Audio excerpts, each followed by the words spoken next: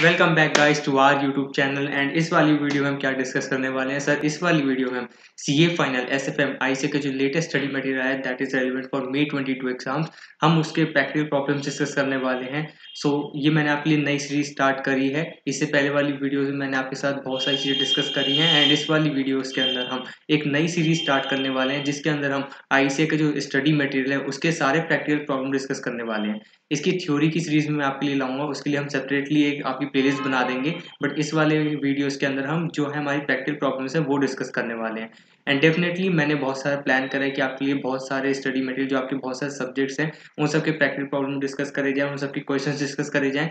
And अगर आप चाहते हैं कि मैं आपके लिए रिविजन वीडियोस भी लेके आऊँ अलग अलग सब्जेक्ट्स की, तो आप प्लीज़ उसको कमेंट सेक्शन में अपनी क्वेरी पोस्ट करिए एंड डेफिनेटली मैं आपके लिए उस पर भी वर्क अपॉन करूँगा। इनकेस अगर आप चाहते हैं कोई भी स्पेशल टॉपिक है या आपके लिए कोई भी स्पेशल कॉन्सेप्ट है जिसके लिए मैं आपके लिए हेल्प कर सकता हूँ उसमें वीडियो बना के, ताकि आपकी क्वेरी रिजॉल्व हो जाए, तो आप बिल्कुल उसको क्वेरी सेक्शन में पोस्ट करिए, कमेंट सेक्शन में पोस्ट करिए। मैं आपके लिए बिल्कुल इस पर 100% वीडियो बनाऊंगा। इस वाली वीडियो में मेरी टारगेट ऑडियंस क्या है सर? टारगेट ऑडियंस वो है जो सेल्फ स्टडी कर रहे हैं। डेफिनेटली अगर वो सेल्फ स्टडी कर रहे हैं, उनसे प्रैक्टिकल प्रॉब्लम अपना आप सॉल्व हो रहे हैं, तो थम्स अप सर। आप जो कर रहे हैं आप बिल्कुल 100% सही कर रहे हैं। आप अपनी पढ़ाई के साथ बिल्कुल कॉन्टिन्यूस आप स्टडी करते रहिए एंड डेफिनेटली अपना जो प्लान है उस पर वर्क अपॉन करते रहिए। बट अगेन, जिनको सेल्फ स्टडी करते हैं बट अगर उनको कोई क्वेरीज आ रही है, ये वीडियोस उनके लिए है, ताकि आप अपने जो भी आपको क्वेश्चन है अगर आपको उसमें क्वेरी आ रही है तो आप ये वाली वीडियो देखिए, फटाफट वो वाला क्वेश्चन सॉल्व करिए एंड डेफिनेटली आगे अपने क्वेश्चन पे मूव ऑन करते रहिए। बट अगर किसी को बिल्कुल ही डाउट आता है या किसी को ये है कि यार मैंने अपना क्लासेस वगैरह कर ली हैं, मेरे टीचर्स की बुक में भी सब क्वेश्चंस कवर थे, बट मुझे एक बार स्टडी मटेरियल कोई गो थ्रू करना है, ताकि एक बार मेरा कोई रिकैप हो जाए अपने स्टडी मटेरियल का भी, और जो मैंने अपनी रिवीजन करी थी उसका कोई रिकैप हो जाए, तो उसके लिए वाली मैंने वीडियो बनाई है, ताकि वो वाला पर्सन भी, वो वाला स्टूडेंट भी मेरी वाली वीडियो देख सकता है। डेफिनेटली 1.5x वगैरह पे देखेगा एंड डेफिनेटली वो क्विक एकदम उसका क्विक रिकैप हो जाएगा एंड क्विक रिवीजन भी हो जाएगी।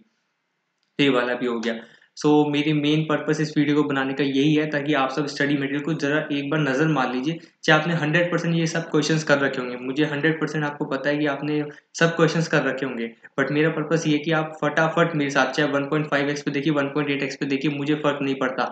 आपको बस ये वाले क्वेश्चन अपने दिमाग से नज़र मारने हैं कि सर ये स्टडी मटेरियल में कवर्ड हैं और इनके आने के चांसेस बहुत ज़्यादा बढ़ जाते हैं एंड मे 22 एग्जाम में भी इनके चांसेस बहुत ज़्यादा हैं। सिक्योरिटी वैल्यूएशन चैप्टर कहीं ना कहीं कवर हुआ था बट कम हुआ था दिसंबर 21 एग्जाम में, तो मे 21 एग्जाम में इसके हाईली चांसेस वाले चैप्टर से एक आपको 10 नंबर के आसपास क्वेश्चन दिखेगा ही दिखेगा। सबसे पहले मेरा जो चैप्टर रहने वाला है इस वाली वीडियो के अंदर वो सिक्योरिटी वैल्यूएशन रहने वाला है। हम सब जो चैप्टर करेंगे वो सिक्योरिटी वैल्यूएशन करेंगे। गाइस मूविंग ऑन, हम फर्स्ट क्वेश्चन देख लेते हैं इसका क्या है। मैं आता हूँ, पेज नंबर 28 है आपका। इसके अंदर टेस्ट नॉलेज वाले सेक्शन में हम आ गए हैं। इसमें इलस्ट्रेशंस कुछ ज़्यादा खास थी नहीं, एक दो एग्जांपल्स वगैरह दे रखे थे जो कि बहुत बेसिक है। हम टेस्ट नॉलेज के क्वेश्चंस कवर करेंगे तो हमारे वो एग्जांपल्स भी कवर हो जाएंगे, तो हमें ज़्यादा इलस्ट्रेशन में दिमाग मारने की जरूरत नहीं है। एंड यस, इस वाली वीडियो को स्टार्ट करने से पहले जो मेरे एक अजम्पशन है वो ये है कि आप अपने इस चैप्टर के सारे कॉन्सेप्ट रिवाइज करके बैठे होंगे, तभी आप मेरे साथ यहाँ पे क्वेश्चन डिस्कस कर रहे हैं। अगर आपने कॉन्सेप्ट रिवाइज नहीं करे हैं सर, वीडियो को बंद करिए, पॉज करिए, पहले फटाफट आधा एक घंटा 45 मिनट लगा के सारे फॉर्मुलेज रिवाइज करिए, सारे कॉन्सेप्ट रिवाइज करिए एंड उसके बाद इस वाली वीडियो पे आइए, और तभी हमें मजा आएगा धनाधन क्वेश्चन करने का। और डेफिनेटली इस वाली वीडियो में मैंने देखे इस वाले चैप्टर के अंदर टोटल 31 क्वेश्चन हैं आईसी के लेटेस्ट स्टडी मटेरियल में, तो मैं आपके लिए इसके लिए 3 वीडियोस बनाऊंगा, 10 क्वेश्चन की बनाएंगे। लास्ट में 11 क्वेश्चन की एक वीडियो बनेगी, तो 3 वीडियोस के अंदर हम इसको रैप अप करेंगे एंड फटाफट आप इसको 1.5x, मैं तो ये कहूँ 1.5x पे फटाफट देखते जाइए, सारे क्वेश्चन आपको फटाफट दिमाग में फिट होते जाएंगे और आपको एग्जाम में भी इसको रिवाइज करने की जरूरत पड़ेगी ही नहीं। विदाउट वेस्टिंग फर्दर टाइम हम क्वेश्चन नंबर 1 पे आ जाते हैं। क्वेश्चन नंबर 1 जो है आपका, ये देखो पहले 2 क्वेश्चन तो आपके थ्योरी वाले हैं, ये मैं आपको सेपरेटली थ्योरी वीडियोस में आपके लिए कवर करूंगा। तो फर्स्ट क्वेश्चन जो आपका है, कब पढ़ लेते हैं क्वेश्चन क्या है। A company has a book value per share 137.80, ठीक है सर। रिटर्न ऑफ इक्विटी 15% है। It follows a policy of retaining 60% of retain earning, ठीक है sir. Opportunity cost of capital जो आपकी के होती है वो 18% है। कंप्यूट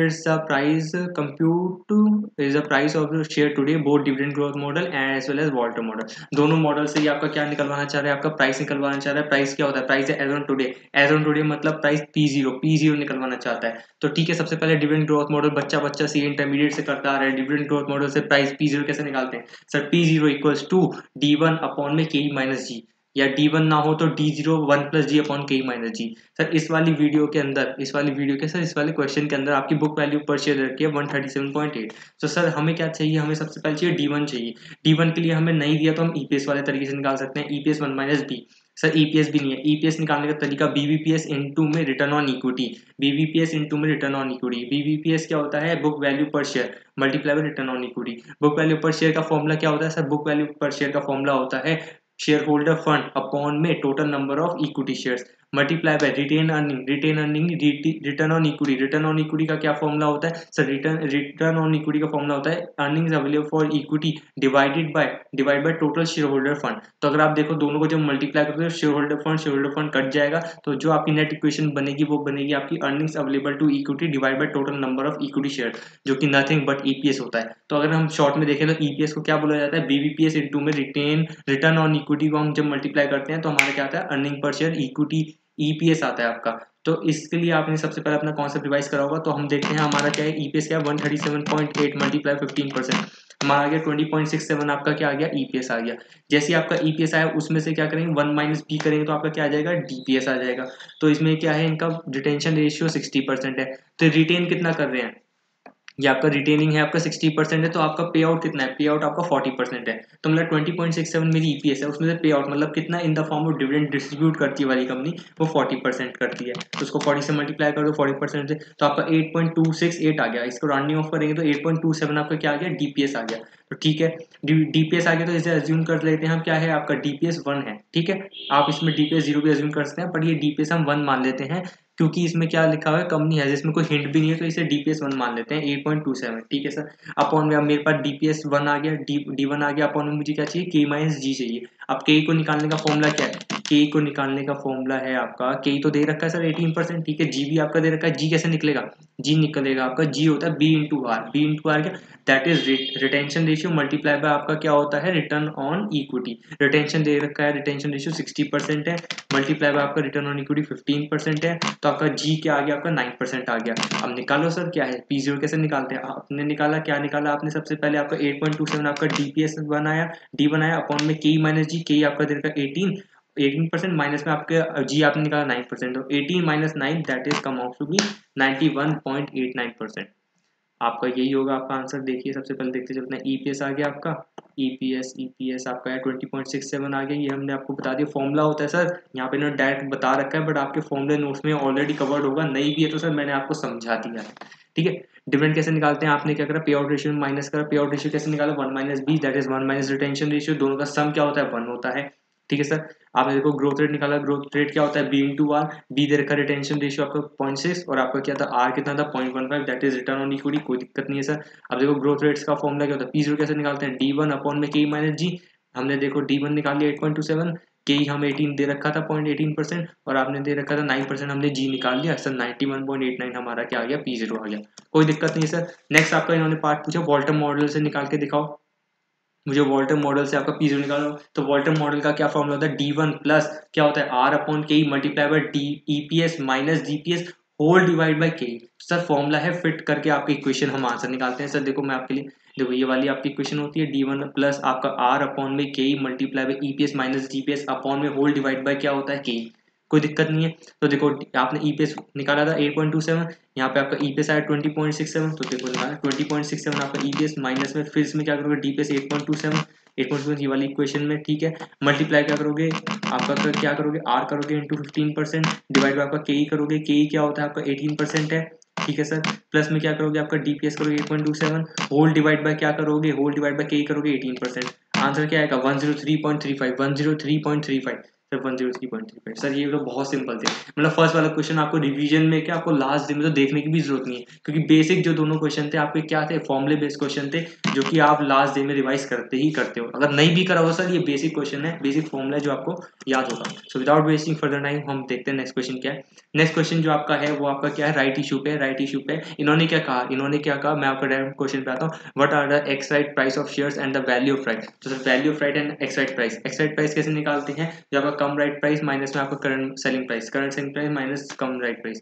तो वो आपका जो फॉर्मूला है आप देख लीजिएगा। मेरा पर्पस यहाँ पे आपको क्या है, एक्स राइट प्राइस निकालना है। एक्स राइट प्राइस कैसे निकालेंगे सर, कंपनी का जो करंट सेलिंग प्राइस है वो 13 है और कंपनी के पास 10 लाख शेयर है, तो करंट जो इनकी शेयर की वैल्यू कितनी हो गई, 13 इंटू में 10 लाख कितनी हो गई, 1,30,00,000 हो गई। और कंपनी ने क्या कहा है, company is planning to raise 20 lakh, तो इन्होंने क्या करा, कंपनी को 20 लाख रुपए चाहिए, वो in the form of right issue लाना चाह रही है।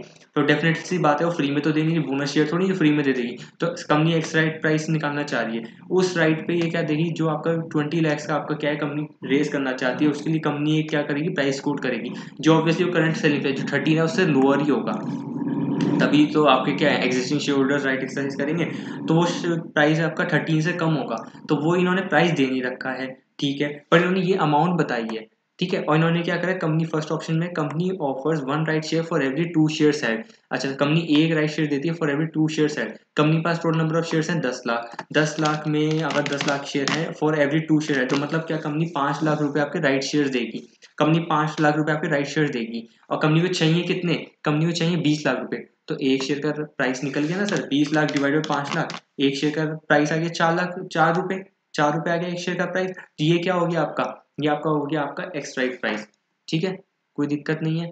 और आपकी वैल्यू ऑफ राइट क्या हो गई, आपकी वैल्यू ऑफ राइट हो गई 13 माइनस 4 आपकी 9 हो गई। आपका आंसर देख लेते हैं हम। देखो आपका सब्सक्रिप्शन प्राइस आपका क्या हो गया, 4 हो गया, ठीक है। ये हमने पहले, वैसे इस वाले पार्ट में ना इसमें आपको निकालने की जरूरत नहीं थी 4, ठीक है, क्योंकि एक्साइड प्राइस का जो फॉर्मूला होता है आपको पता ही है, आपको क्या निकालते हैं, आप देखते हो कि भाई हमारे पास जो एक्सिस्टिंग शेयर्स है उन इनटू में करें current selling price, current market price जो होता है, प्लस में आपका क्या करोगे, जो आपकी नंबर ऑफ शेयर्स आपके क्या होते हैं, राइट शेयर्स वाले होते हैं, मल्टीप्लाई पे आप क्या करते हो, आपका जो होता है कम राइट प्राइस वाला मल्टीप्लाई होता है, अपॉन में डिवाइड पे क्या करते हो आप टोटल नंबर ऑफ शेयर्स करते हो। तो इस वाले के अंदर हमने देखा कि हमारे पास जो है total number of shares existing 10 lakh है, उसमें हमने मल्टीप्लाई करा करंट सेलिंग प्राइस 13, तो वो 1,30,00,000 आ गया। और प्लस हमें क्या करना था, जो आपके राइट शेयर्स थे वो 5 लाख थे और उनका सब्सक्रिप्शन प्राइस कितना था, 4 लाख का था, तो 20 लाख तो हमारे पास ये आ गया। ये डायरेक्टली 20 लाख वाले फिगर आप ऐड कर देते 1,30,00,000 के अंदर, तो टोटल कंपनी पे 1,50,00,000 की हमारी क्या आ गई, इनकी नेटवर्थ टाइप सी आ गई, टोटल वैल्यू आ गई, divide by total number of shares कितने हो गए इनके, 10 लाख तो आपके एग्जिस्टिंग थे, 5 लाख के इन्होंने राइट शेयर्स इशू करे तो 15 लाख आपके शेयर्स हो गए। तो टोटल इनकी क्या आ गई, आपका क्या आ गया, एक्साइड प्राइस आपका इनका 10 आ गया, एक्स राइट प्राइस आपका इनका 10 आ गया। तो ठीक है, तो कम राइट प्राइस कैसे निकाल देंगे, कम राइट प्राइस आपका इनको दे ही रखा है 13 और इन्होंने 10 दे रखा है, आपका क्या दे रखा है, आपका एक्स राइट प्राइस हमने निकाल लिया, देखो वो इन्होंने कर रखा हो, तो वैल्यू ऑफ राइट क्या गई थी, वैल्यू ऑफ राइट आपकी आ गई, देखो एक्स राइट प्राइस आपका आ गया 4 आ गया, ठीक है, और सब्सक्रिप्शन प्राइस इनका 4 था और एक्स राइट प्राइस इनका 10 आ गया, तो वैल्यू ऑफ राइट क्या आ गई आपकी 6 रुपीज आ गई है, ठीक है सर। ये तो मतलब बेसिक क्वेश्चन था, आपको कोई दिक्कत नहीं होनी चाहिए। क्या करा सर उन्होंने, क्या नंबर ऑफ शेयर्स तो 5 लाख, ठीक, क्वेश्चन में गिवन थे 1:2 का आपका क्या था, आपका शेयर एक्सचेंज रेशियो नहीं, इनका राइट शेयर दे रखा था, ठीक है, राइट शेयर का प्राइस दे रखा था, तो 5 लाख आपके नंबर ऑफ शेयर्स आ गए एंड सब्सक्रिप्शन प्राइस इनका 20 लाख था, तो इन्होंने 4 रुपए इन्होंने निकाल लिया, 20 लाख डिवाइड 5 लाख करके 4 निकल गया, और एक्साइड प्राइस हमने 10 निकाल लिया, वही आपका फॉर्मूला इक्वेशन बिठाने वाला फॉर्मूला है, तो 10 आपका एक्साइड प्राइस हो गया। जैसे आपका एक्साइड प्राइस आपका 10 आया, तो माइनस में हम क्या करेंगे, सब्सक्रिप्शन प्राइस माइनस करेंगे, तो वैल्यू ऑफ राइट क्या रही 6, क्योंकि आप देखो ना एक्साइड प्राइस क्या रहा, जिसके अंदर राइट की वैल्यू नहीं है, तो वो हमने निकाला 10 आया। अगर हम शेयर होल्डर्स को कितना प्राइस कोट कर रहे हैं, दैट इज सब्सक्रिप्शन प्राइस, वो 4 कोट कर रहे हैं, तो वैल्यू ऑफ राइट आपकी 6 आ गई। इसे पर शेयर बेसिस पे भी कर सकते हैं, कैसे, 6 आपका क्या आया, वैल्यू ऑफ राइट आया, वैल्यू, और उस राइट के अंदर कितने शेयर्स हैं, 2 शेयर्स हैं, तो डिवाइड बाय 2 कर दो, तो 3 आपका क्या आ गया, पर शेयर बेसिस पे भी आ गया आपका। ये वाला क्वेश्चन में कोई दिक्कत नहीं थी। अब नेक्स्ट वाले पार्ट में आप देखते हैं, नेक्स्ट वाले पार्ट में क्या हुआ है, the firm offers 1 right share for every 4 share है, तो ठीक है 10 लाख पे इन्होंने 4 शेयर, मतलब 2,50,000 तो इनके राइट शेयर्स हो गए, 2,50,000 राइट शेयर्स हो गए, इसका सब्सक्रिप्शन प्राइस निकालो 20 लाख डिवाइड बाय 2,50,000, तो आपका 8 रुपीज का आपका सब्सक्रिप्शन प्राइस आ गया।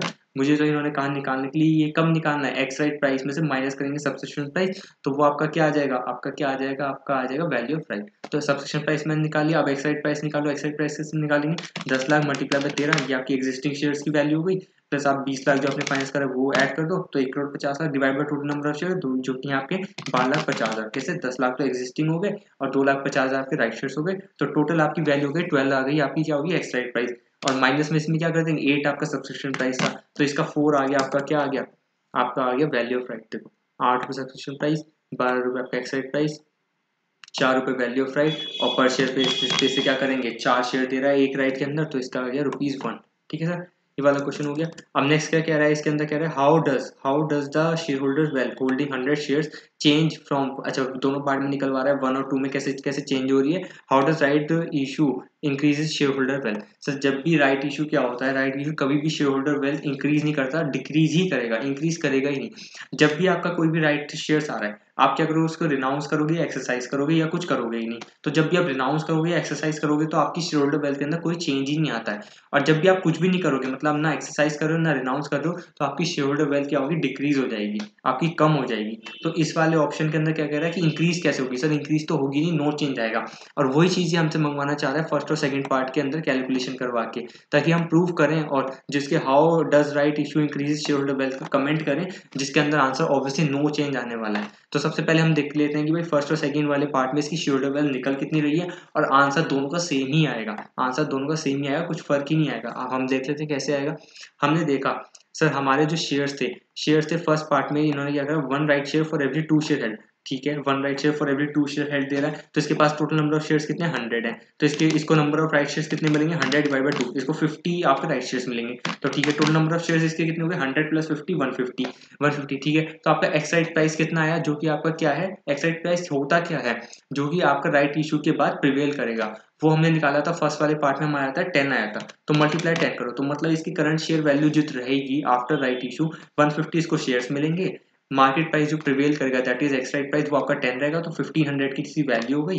और ये क्या करेगा, राइट शेयर्स एक्सरसाइज करेगा, कितने राइट शेयर्स 50, और उसका सब्सक्रिप्शन प्राइस हमने निकाला था कि कैसे निकाला, 20 लाख डिवाइड बाय 5 लाख, 4 रुपए, तो 4 रुपए 50 मल्टीप्लाई बाय 4, 200 रुपए का इसका क्या हो गया, इसका क्या हो गया एक्सरसाइज प्राइस हो गया, तो 200 रुपए पे करेगा, तो 1500 माइनस 200 इसकी 1300 आपकी वैल्यू आएगी। सर यही आएगा आंसर आपका, देख लीजिए ये कह रहा है 100 रुपी 100 शेयर्स हैं इसके, तो ठीक है टोटल 150 हो जाएंगे इंक्लूड आफ्टर राइट इशू, देखो वही चीज करा रहा है। और 10 रुपए की इसका क्या था एक्साइड प्राइस, तो 1500 की वैल्यू, और अमाउंट पे करा इसने राइट शेयर्स को पे करने के लिए 50 इंटू 4 तो 200, तो 1300 इसकी क्या आ गया आपका वैल्यू आ गई, कोई दिक्कत ही नहीं है। बी वाले पार्ट में इन्होंने क्या करा, बी वाले पार्ट में 1300 आएगा, मैंने आपको पहले ही बता दिया 1300 आएगा।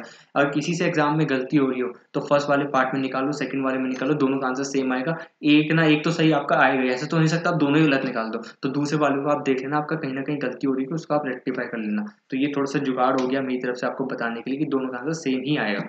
तो सेकंड वाले पार्ट में देखते हैं इन्होंने क्या करा, 1 right share for every 4 share head, अच्छा तो इनके पास 100 शेयर थे, 1 right share for every 4 share, तो मतलब 25 इसके राइट शेयर्स हो गए, तो टोटल शेयर्स कितने हो गए 100 प्लस 25 125, और इसका क्या आया था right shares x right price क्या था इसका 12 आया था, हाँ 12 आया था, तो इसके भी 1500 की वैल्यू आ गई। और अमाउंट कितना पे करा इसने 25 शेयर्स के लिए, सब्सक्रिप्शन प्राइस का 8 रुपये आया था, वही 200 रुपये माइनस करा, 1500 माइनस 200 1300। सर आपका आंसर बिल्कुल ही सही है सर, कोई दिक्कत ही नहीं है सर। देखो 125 शेयर्स इंटू 12 का एक्साइड प्राइस 1500 माइनस में से इन्होंने क्या करा अमाउंट पेड आप टू एक्वायर राइट शेयर, जो कि आपका 25 इंटू 8 200, तो 1300 यहाँ पे भी आया, 1300 फर्स्ट वाले पार्ट में भी आया। और वैल्यू इन्होंने क्या करा, value wealth of share holder before right issue, तो इनकी 1300 थी ही, कैसे थी सर 100 शेयर्स थे मल्टीप्लाई बाय 13 इनकी करंट वैल्यू थी, 1300 आ गया था, कोई दिक्कत नहीं सर। देखो ना यहाँ पे दिया हुआ ना 13 इनका क्या था प्राइस रखा था इन्होंने, कहाँ पे क्या करंट सेलिंग प्राइस इनका 13, ठीक है, और इनके नंबर ऑफ शेयर्स कितने हो गए थे, इनके नंबर ऑफ शेयर्स थे आपके 100 शेयर्स, ठीक है सर कोई दिक्कत ही नहीं है, कोई दिक्कत। सो देखो लाइन में लास्ट में इन्होंने क्या लिखा, thus there will be no change in the value of shoulder from 1 and 2, इन दोनों का आंसर भी सेम आया। और चेंज कैसे नहीं आया सर, पहले भी 1300 थी बाद में भी 1300 आई, सर ये बता क्या रहे, हमें तो कॉन्सेप्ट पता ही है, आप सब कॉन्सेप्ट रिवाइज करके ही तो बैठे हैं मेरे साथ, सर ये बताने की जरूरत ही नहीं थी, बेसिक क्वेश्चन इसको भी रिवाइज करने की जरूरत नहीं है लास्ट डे में, सर आप तो क्वेश्चन कटवाते जा रहे हो, सर यही तो तरीका है क्वेश्चन करने का और लास्ट डे में तरीके से रिवाइज करने का, मिनिमम टाइम में रिवाइज करने का। मूविंग ऑन, नेक्स्ट क्वेश्चन आपका है MMP has declared and paid annual dividend of ₹4 per share, it is expected to grow 20% for the next 2 years and 10% thereafter। अच्छा ये वेरिएबल ग्रोथ रेट मॉडल कह रहा है, पहले 2 साल में 20% ग्रो करेगा, उसके बाद 10% thereafter मतलब टिल परपेचुइटी ग्रो करेगा, ठीक है सर कोई दिक्कत नहीं है। The required rate of return on equity क्या 15% है, कंप्यूट क्या करवा रहा है sir, current price on which equity share should sell, मतलब P0 वगैरह P0 निकाल दो। और इन्होंने क्या कर रखा है, इन्होंने दे रखा है प्रेजेंट वैल्यू फैक्टर दे रखे हैं डेसिमल, ताकि आपका आंसर करेक्ट निकले। सब बच्चे कोई 3 डेसिमल ना ले, कोई 4 ना ले, कुछ फुल डेसिमल पॉइंट्स पे ना कैलकुलेशन करें, तो इन्होंने कहा 4 डेसिमल पॉइंट तक कैलकुलेशन होगी, ये वाले प्रेजेंट वैल्यू फैक्टर लेना। तो उन्होंने क्या करा, the company has declared and paid. Sir जब भी पेड आ गया, paid annual dividend, that means जो ₹4 है आपका क्या है, D0 है, D1 नहीं है। D0 है, D1 नहीं है, क्योंकि पेड वर्ड आ गया, मतलब उसने अभी अभी पे करा है, that is it is current dividend, जो आपकी D0 होगा। ठीक है, तो 4 के अंदर अब जैसे वेरिएबल ग्रोथ रेट मॉडल का फॉर्मूला आता है, तो सबसे पहले आपको क्या करना होता है, आप जब भी P0 निकालते हो, P0 का फॉर्मूला क्या होता है, एक तो आप सिंपल फॉर्मूला करो D1 अपॉन K माइनस जी, D1 अपॉन K माइनस जी। ये कब होता है, जब आपका क्या होता है, परपेचुअल में जो आपका क्या होता है, डिविडेंड जो है आपका ग्रो करेगा सेम रेट पे, बट यहाँ पे क्या होता है, डिफरेंट डिफरेंट रेट पे ग्रो कर रहा है, तो कोई दिक्कत नहीं है, हम डिफरेंट डिविडेंड निकाल लेते हैं, एक्सपेक्टेड डिविडेंड निकालेंगे और उसको प्रेजेंट वैल्यू ले लेंगे। प्रेजेंट वैल्यू तो आप सबको आती है निकालनी। ठीक है, तो इसके अंदर एक जो टेबल बनेगी, जो इसका वर्किंग नोट बनेगा, उसका 1 2 या 1.5 नंबर होगा। हम कैसे करेंगे, 4 प्लस एक्सपेक्टेड डिविडेंड क्या होगा, 4 तो करंट हो गया, D0, D1 कैसे निकलेगा, उसमें ग्रोथ ऐड करेंगे, D0 1 प्लस जी, तो D0 4 आया, 1 प्लस जी मतलब 20% ऐड करेंगे, तो आपका है 4.8। फिर इसमें दोबारा 20% ऐड करेंगे, ये आएगा आपका 5.76। अब उसके बाद क्या करेंगे, 10% ऐड करेंगे, क्योंकि 20% आपका फर्स्ट 2 ईयर्स के लेता है या नेक्स्ट 2 ईयर्स के लेता, उसके बाद 10% होगा, तो 10% ऐड करेंगे, जो कि आपका आया 6.336। अब यहीं तक रोक देंगे, क्योंकि उसके बाद क्या है आपका, क्यों है क्या है, परपेचुअल तक है। जब भी परपेचुअल तक लगेगा, तो उसके बाद क्या होता है, फॉर्मूला चेंज कर देते हैं। आप क्या करते हैं, प्रेजेंट वैल्यू निकालते टाइम इसकी क्या निकालेंगे, हम P क्या निकालेंगे, P2 निकालेंगे, क्योंकि आपका क्या है, ये D3 आ गया 6.336। 6. देखो मैं आपको नोट में भी दिखा देता हूँ, ये देखो एकदम मैं मतलब फास्ट एकदम बुलेट ट्रेन की तरह चलूंगा, आप कहोगे क्या समझा दी, समझ ही नहीं आया। तो एक बार हम आंसर भी देखते जाएंगे, ताकि आपको एकदम माइंड में फिट होता जाएगा। ठीक है, तो देखो D04 था, कोई बताने की जरूरत नहीं थी, क्लियरली क्वेश्चन बता रहा था। D1 निकाला 4.8, कैसे 20% ग्रोथ रेट ऐड करा, फिर उसमें 20% ऐड करा, 5.76। D2 आ गया। D3 के लिए क्या करा, 20% तो 2 बार ऐड हुआ ही था 4 में, ₹4 के अंदर। उसके बाद एक बार 10% ऐड हुआ था, क्योंकि 10% थर्ड ईयर से प्रिवेल करेगा, जो कि आपका 6.336 आया। अब ये 6.336 आया, अब ये क्या है आपका D3 है। अब D3 ये हर बार यही प्रिवेल करेगा 6.336, उसमें मतलब हर बार 10% ऐड होता रहेगा, फिर 10% ऐड करोगे, जैसे कि 6.9696, फिर 10% ऐड करोगे। तो ऐसे जब भी आपका कांस्टेंट ग्रोथ रेट हो जाती है, तो फॉर्मूला चेंज कैसे निकालते हैं, फॉर्मूला कैसे, आप क्या करोगे, D3 की जगह आपका जब आप इसमें करोगे, तो D1 अपॉन K माइनस जी करते थे, अब यहाँ पे क्या हो जाएगा, D3 अपॉन K माइनस जी। अब D1 अपॉन K माइनस जी करते थे, तो आपका क्या आंसर P0 आता था। तो जब आप D3 K upon K minus G करोगे, तो आपका आंसर क्या आएगा, आपका आंसर आएगा P2।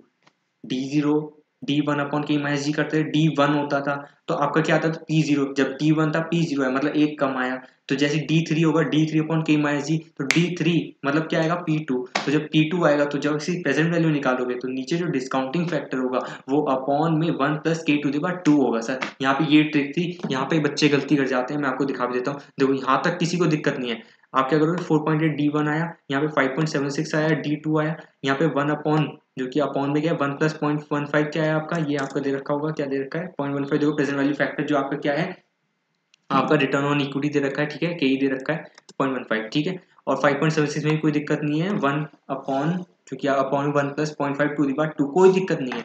अब उसमें क्या करा इन्होंने, देखो टर्मिनल वैल्यू बोल दिया, टर्मिनल वैल्यू बोला। देखो मैं इसको ना अलग हाईलाइट करता हूँ, क्योंकि सारे बच्चे यहीं पे ही गलती करेंगे, यहीं पे ही सबसे गलती होगी। देखो जो टर्मिनल वैल्यू बोला ना, इसको क्या बोला जाता है, इसको P2 भी बोला जाता है, क्योंकि आपका क्या है D3 है। देखो आप देखो D1 जब होता है, यहाँ पे देखो D1 होता है, जब D1 होता है, एक मिनट मैं इसको दूसरे से करता हूँ, ये क्योंकि बहुत ही ज़्यादा इंपॉर्टेंट है।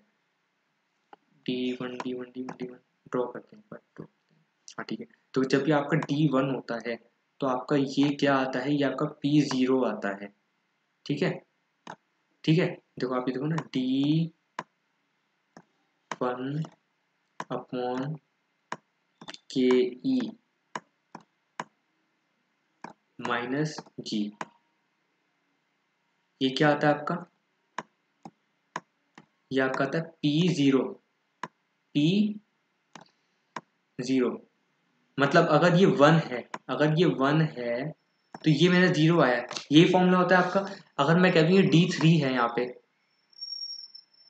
तो यहाँ पे आएगा P0 आएगा, P1 आएगा, P2 आएगा, P3 आएगा, P4 आएगा, P5 आएगा, क्या आएगा सर, यहाँ पे P2 आएगा। तो सिंपल फॉर्मूला है, जब भी यहाँ पे जो फिगर होगी डी के आगे जो भी लिखा हो, चाहे वो D1 हो, D2, D3, तो P क्या होगा, उससे पहले वाला ही होगा, क्योंकि यार कॉमन सेंस है ना, आप उसी के प्रेजेंट वैल्यू ला रहे हो, एक प्रेजेंट वैल्यू ला रहे हो तो ऑब्वियसली उससे पहले वाला ही होगा ना यार। तो ये जब ये D3 है तो ये P2 होगा। तो देखो आपने यहाँ पे क्या करा, D3 आपका है 6.336। जैसे आपका 6.336 आया, उसको आपने क्या करा, उसकी प्रेजेंट वैल्यू निकाली। प्रेजेंट वैल्यू के लिए आपने क्या करा, अपॉन में K माइनस जी करा। क्यों करा, क्योंकि कॉन्स्टेंट ग्रोथ हो गया था, तो आपने K माइनस जी करा, तो 0.5 आपका K था, माइनस में G क्या था, 0.10 था। यहाँ पे कांस्टेंट है, आपको कांस्टेंट टीवीएम वाला कॉन्सेप्ट याद कर लेना, कांस्टेंट है, बार 0.10 प्रिवेल करेगा, 12.10 प्रिवेल करेगा। यहाँ पे सम ऑफ इनफाइनाइट जीपी का जब लगाते हैं फॉर्मूला, तो आपका फॉर्मूला यहाँ पे ये प्रिवेल आ जाता है, ये आता है D3 अपॉन K माइनस जी। याद करो फॉर्मूला ये वाला जो है D0 अपॉन K माइनस जी, ये भी कैसे आया था, ये आपको कांस्टेंट ग्रोथ रेट था ना, तभी तो आया था। बट इस क्वेश्चन में क्या हुआ, वेरिएबल ग्रोथ रेट हुआ। पहले 2 साल 20-20%, तो हमने पहले 2 साल के लिए तो अलग इनकी प्रेजेंट वैल्यू निकाल ली। 4.8 5.76 को डिवाइड क्या करा, 1 plus 0.5 to the power 1, 1 plus 0.5 to the power 2, इसकी प्रेजेंट वैल्यू अलग निकाल दी। अब पता चला उसके बाद ये D0 अपॉन K माइनस जी का फॉर्मूला है, ये तो थर्ड ईयर से लग रहा है। तो जब थर्ड ईयर से लग रहा है तो ये वाला फॉर्मूला थर्ड ईयर से लगाओ ना, क्योंकि उसके बाद तो कांस्टेंट ग्रोथ रेट आएगी। तो थर्ड ईयर में हमने क्या करा, 6.336 हमारा क्या आया था, D3 आया, 6.336 D3 आया हमारा, और उसको हम किससे डिवाइड करेंगे, K माइनस जी, K आपका 0.15, G कितना हो गया सर, अब 10 हो गया। थर्ड ईयर से तो 10 है ना, 10% ग्रोथ रेट हो गया, तो इससे हम करेंगे 5% डिवाइड, तो आपका 126.72। ये क्या आया, P0 नहीं आया सर, P2 आया, क्योंकि D3 था तो P2 आया। अब P2 को दोबारा से डिस्काउंट करो P0 निकालने के लिए, कितनी बार डिस्काउंट होगा सर, 2 बार डिस्काउंट होगा। किससे होगा, 1 प्लस 0.15 से, उसका प्रेजेंट वैल्यू फैक्टर दे ही रखा है, कितना है सर, 0.7561। ठीक है, 0.7561 ये हो गया। और 4.8 को हम किससे करेंगे, 4.8 को हम करेंगे 0.8696 से, और 5.76 को हम करेंगे किससे करेंगे, 0.7561 से। आंसर क्या आएगा आपका सर, 104.342208, 104.342208 सर, आपका यही 100% आंसर है। और सर गलती मत कर देना यहाँ पे, क्योंकि जो आपका ग्रोथ रेट है पहले 2 साल में वेरिएबल है, थर्ड ईयर से आपका क्या हुआ, कांस्टेंट हुआ। जब थर्ड ईयर से कांस्टेंट हुआ है तो सर ये जो D0 अपॉन K माइनस जी वाला फॉर्मूला थर्ड ईयर से लगेगा, और थर्ड ईयर से लगेगा तो D0 की जगह क्या हो जाएगा, D3 हो जाएगा, और P0 की जगह क्या हो जाएगा, P2 हो जाएगा। जैसे ही ये P2 हुआ तो इसे 2 बार और डिस्काउंट करके P0 पे लाना पड़ेगा। सर यही गलती हो जाती है स्टूडेंट से, और हमें यही गलती नहीं करनी है। तो सर यही इस वाले क्वेश्चन थी। तो ये आप क्या करें, इसे सेकंड और थर्ड डिवीजन के लिए मार्क करें इंपॉर्टेंट। वैसे ना भी करें तो ये क्या, आगे जाके बड़े बड़े क्वेश्चन होते हैं उसमें भी आपका आ जाता है। तो इसलिए ये थर्ड क्वेश्चन को आप, मैं कहूँगा कि आप सेकंड और थर्ड डिवीजन के लिए भी मार्क ऑन कर लीजिए, क्योंकि वाला कॉन्सेप्ट बहुत ही ज्यादा इंपॉर्टेंट है। तो sir moving on, next question देख लेते हैं हम। नेक्स्ट क्वेश्चन जो है हमारा सर क्वेश्चन नंबर 4 है, और क्वेश्चन नंबर 4 क्या कह रहा है, on the base of the following information, D0 दे रहा है, K दे रहा है, और G दे रहा है, कह रहा है प्रेजेंट वैल्यू ऑफ स्टॉक निकालो। प्रेजेंट वैल्यू ऑफ स्टॉक निकालो, बड़ी बात है, D0 है तो उसमें क्या करें, 2.5 प्लस क्या करेंगे, ग्रोथ रेट ऐड करेंगे 2%, ठीक है, divide by K minus G, K कितना है 10.5, माइनस में G कितना है 2%, माइनस करो दैट इज 8.5 से डिवाइड करेंगे, 8.5% डिवाइड, सर 30 रुपये आ जाएगा आंसर आपका। मतलब ये कोई निकालना बड़ी बात है, ये तो आप सब पहले ही निकाल के बैठे होंगे। 30 आ गया, ठीक है, बेहतरीन। अब उसके बाद आओ, उसके बाद कह रहा है कि stock is over valued if the price 35। ये कह रहा है कि भाई 35 रुपए का प्राइस है इसका, ठीक है, आप बताओ ओवर वैल्यूड है अंडर वैल्यूड है, कैसे, आपने क्या प्राइस निकालो पी मल्टीपल अप्रोच से और growth earning growth model approach से। Sir earning growth model approach में मैं सबसे पहले आता हूँ। अर्निंग ग्रोथ मॉडल अप्रोच पे क्या करेंगे सर, आप क्या करेंगे, EPS 1 अपॉन में K माइनस जी करेंगे, EPS 1 के EPS 0 1 plus G upon K minus जी करेंगे, ठीक है सर, इसमें ठीक है, इस तरीके से हम निकाल लेते हैं। EPS इन्होंने देखा 2.25, इसमें ग्रोथ रेट ऐड करो, ग्रोथ रेट 2% दे रखिए, plus 2% divide by K minus G. K क्या दे रखा है आपका, K दे रखा है आपका है, K दे रखा है उन्होंने, इनका K क्या है, इनका K दे रखा है 10%, 10.5% है ना, हाँ ठीक है, 10.5%, और 2% आपका क्या हो गया, G हो गया, तो 8.5 से डिवाइड कर देंगे 8.5%, तो आपका क्या गया 27, ये है क्या, लेट्स सी, एक बार देख लेते हैं इसका आंसर। अरे यार गलती हो गई, यहाँ पे क्या था, देखो रिटर्न ऑन इक्विटी ना 9% था, अच्छा तो मैंने गलती से ऊपर 10.5 वाला के ही लगा दिया, तो आपका जो है रिटर्न ऑन इक्विटी 9% था, तो पर ग्रोथ रेट उन्होंने 2% लिया, तो इस क्वेश्चन में थोड़ी सी ड्राफ्टिंग मिस्टेक हो गई, कंफ्यूजन ये हो गई कि भाई 9% तो आपने ठीक है के तो चेंज करा, बट 2% उन्होंने क्या करा, यहाँ पे 2% ग्रोथ रेट रखो, बट इसको यहाँ पे चेंज कर दो, क्या 9% रिटर्न ऑन इक्विटी कर दो, तो आपका जो डिस्काउंट रेट हो जाएगा वो 9% हो जाएगा। तो वही चीज़ करी, 2.25 प्लस आप क्या कर दो, इसमें आप ऐड कर दो ग्रोथ रेट, जो कि आपका ग्रोथ रेट 2% है, डिवाइड बाय आप क्या कर दो 9%, माइनस में आपका ग्रोथ रेट 2% था, तो इसका K माइनस जी वाले फॉर्मूले डिवाइड बाय 7% से कर देंगे, तो आपका 32.79 आपका आंसर आ जाएगा। क्या आ जाएगा आपका P0 आ जाएगा, फेयर प्राइस आ जाएगा। आपका करंट प्राइस कितना दे रखा है 35, तो ऑब्वियस 32.79 आपका कम है, 35 आपका ज़्यादा है, तो स्टॉक इज ओवर वैल्यू, तो वही चीज़ उन्होंने लिखी होगी the actual price is higher since hence it is over value, तो कोई दिक्कत नहीं, 32.79 आपका ये वाला आंसर भी आ गया। तो यहाँ पे जो चेंज थी जो आपका देखा था आपने, यहाँ पे 9% ने आपका रोल प्ले करा, क्योंकि सेकंड पार्ट था, ठीक है मुझसे मिस्टेक हो गई, माय बैड, तो यहाँ पे 9% से आपने क्वेश्चन को सॉल्व करना था, ठीक है सर। नेक्स्ट आपका पी मल्टीपल अप्रोच, जो भी पी मल्टीपल अप्रोच लगता है तो उसके अंदर क्या होता है आपको पता है, पी कैसे निकालते हैं, पी की जो आपका प्राइस अर्निंग रेशियो होता है वो आपका निकलता है एमपीएस अपॉन ईपीएस, जैसे आप एमपीएस अपॉन ईपीएस करते हैं आपका पी आ जाता है, प्राइस अर्निंग रेशियो आ जाता है। तो अगर मैं देखूं एमपीएस अगर निकालने का फॉर्मूला हो, या फिर कह लो कि भाई अगर मैं देखूं केई निकालेंगे कैसे, केई का ना एक फॉर्मूला होता है दैट इज जो पी मल्टीपल अप्रोच से निकलता है, दैट इज 1/p रेशियो। कैसे आपने करा कि भाई एमपीएस अपॉन ईपीएस, तो मेरा क्या आ गया, मेरा आ गया पी। अगर मैं इसे उल्टा कर दूं that is EPS upon MPS कर दूं, तो जैसे मैंने इधर उल्टा करा ईपीएस अपॉन एमपीएस, तो पी भी उल्टा हो गया 1/p, तो 1/p इक्वल टू क्या हो गया ईपीएस अपॉन एमपीएस। इसे इक्वेशन बिठाओ सर, मुझे लिख के दिखाना पड़ेगा लग रहा है आपको। पी रेशियो क्या होता है हमारा, पीई रेशियो, पीई रेशियो, लगता है मुझे नोटपैड लेना ही पड़ेगा समझाने के लिए। एमपीएस है ना अपॉन ईपीएस,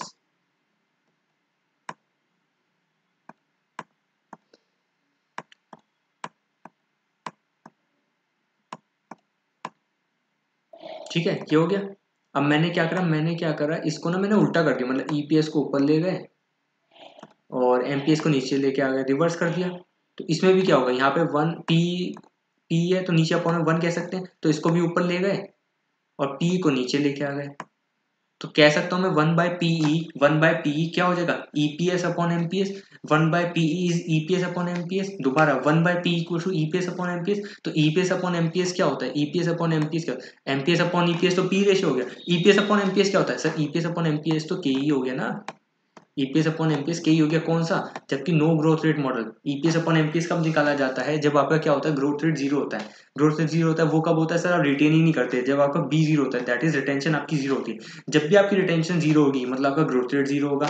जब भी आपका ग्रोथ रेट जीरो होगा तो आप क्या करोगे, आप फॉर्मूला लगा दोगे क्या, 1/पी रेशियो, 1/पी रेशियो इक्वल टू के ई, ऐसे तरीके से आप फॉर्मूला लगा दोगे। या फिर मैं इसे उल्टा कह दूं, मतलब इस तरीके से आपकी ये वाली इक्वेशन बनती है। तो इन्होंने वही कहा कि भाई P ratio, P multiple approach से आप क्या निकालो, स्टॉक का प्राइस निकालो। तो पी मल्टीपल अप्रोच में आपने एक चीज देख ली सर, आपका क्या होता है ग्रोथ रेट ना आपका जीरो होता है, क्योंकि आपका रिटेंशन जीरो होता है, तभी आपका पी मल्टीपल अप्रोच वाली फॉर्मूला जो है फिट बैठेगा। ये वाला आपका फॉर्मूला तभी फिट बैठेगा जब आपका क्या होगा ग्रोथ रेट जीरो होगा और आपका क्या होगा रिटेंशन भी आपकी जीरो होगी। सर ये दो लाइन याद रखना, ग्रोथ रेट जीरो होगा और आपकी रिटेंशन जीरो होगी कब, पी मल्टीपल अप्रोच के अंदर ग्रोथ रेट जीरो होगा और आपकी रिटेंशन जीरो होगी, तभी आपका फॉर्मूला फिट बैठेगा, that is P equal to MPS upon EPS, या फिर 1/पी इक्वल टू के वाला फॉर्मूला आपका तभी फिट बैठेगा। तो ठीक है इस वाले भी क्वेश्चन में हम देख लेते हैं। इन्होंने क्या करा, ईपीएस दे रखा है इन्होंने 2.25 दे रखा है, ठीक है, और इन्होंने दे रखा के ई दे रखा है आपका 9% दे रखा है। तो जैसे इन्होंने के ई दिया तो क्या मैं निकाल सकता हूँ, पी रेशियो निकल सकता है मेरा, क्योंकि मैंने क्या करा था 1/पी रेशियो इक्वल टू के ई, तो पी कैसे निकलेगा 1/के ई से निकलेगा, तो 1/9%, तो 11.11 मेरा क्या आ गया पी रेशियो आ गया। मेरा पी रेशियो आ गया, इसमें मैं क्या मल्टीप्लाई करूंगा सर, मैं ईपीएस मल्टीप्लाई कर दूंगा तो मेरा क्या जाएगा एमपीएस आ जाएगा, तो इसमें मल्टीप्लाई करो 2.25। सर 2.25 क्यों, आप तो क्यों करा आपने, इसमें ग्रोथ रेट ऐड क्यों नहीं करा सर, दोबारा भी तो बताया, दो लाइन याद रखना पी मल्टीपल अप्रोच के अंदर, ईपीएस जीरो नहीं, आपका क्या होता है ग्रोथ रेट जीरो होता है और आपका क्या होता है रिटेंशन जीरो होता है। जब ग्रोथ रेट जीरो है तो 2.25 में मैं ग्रोथ ऐड ही नहीं करूंगा, सीधा 2.25 को मैं मल्टीप्लाई करूंगा पी रेशियो से, पी मल्टीपल से, जो कि आपका 11.11 आया था, तो आपका एमपीएस आ गया 25, आपका एमपीएस आ गया 25, देखो यही है। तो इन्होंने ये करवाया था रिटर्न ऑन इक्विटी आपका 9% था, उससे पी मल्टीपल अप्रोच आपने इन्होंने क्या करा 11.11 निकाला, कैसे 1 रिटर्न ऑन इक्विटी। सर इसकी डेरिवेशन मैंने आपको करवाई है, ये आपने अपने कॉन्सेप्ट वाले फॉर्मुला में करी थी। तो इस वाले क्वेश्चन के अंदर आप क्या चीज इंपॉर्टेंट मार्क करिए सर, अभी ये पी मल्टीपल अप्रोच वाली चीज है ना, इसको आप सेकंड टाइम या थर्ड टाइम जो भी आपके रिविजन है फोर्थ टाइम, उसके अंदर पी मल्टीपल अप्रोच वाली चीज मार्क करी। एंड अर्निंग ग्रोथ वाली तो सबको आती होगी, कैसे अर्निंग में करें 2.5 plus growth that is 2% divide bye उन्होंने क्या करा के माइनस जी, के 9% हो गया, जी आपका 2%, खत्म।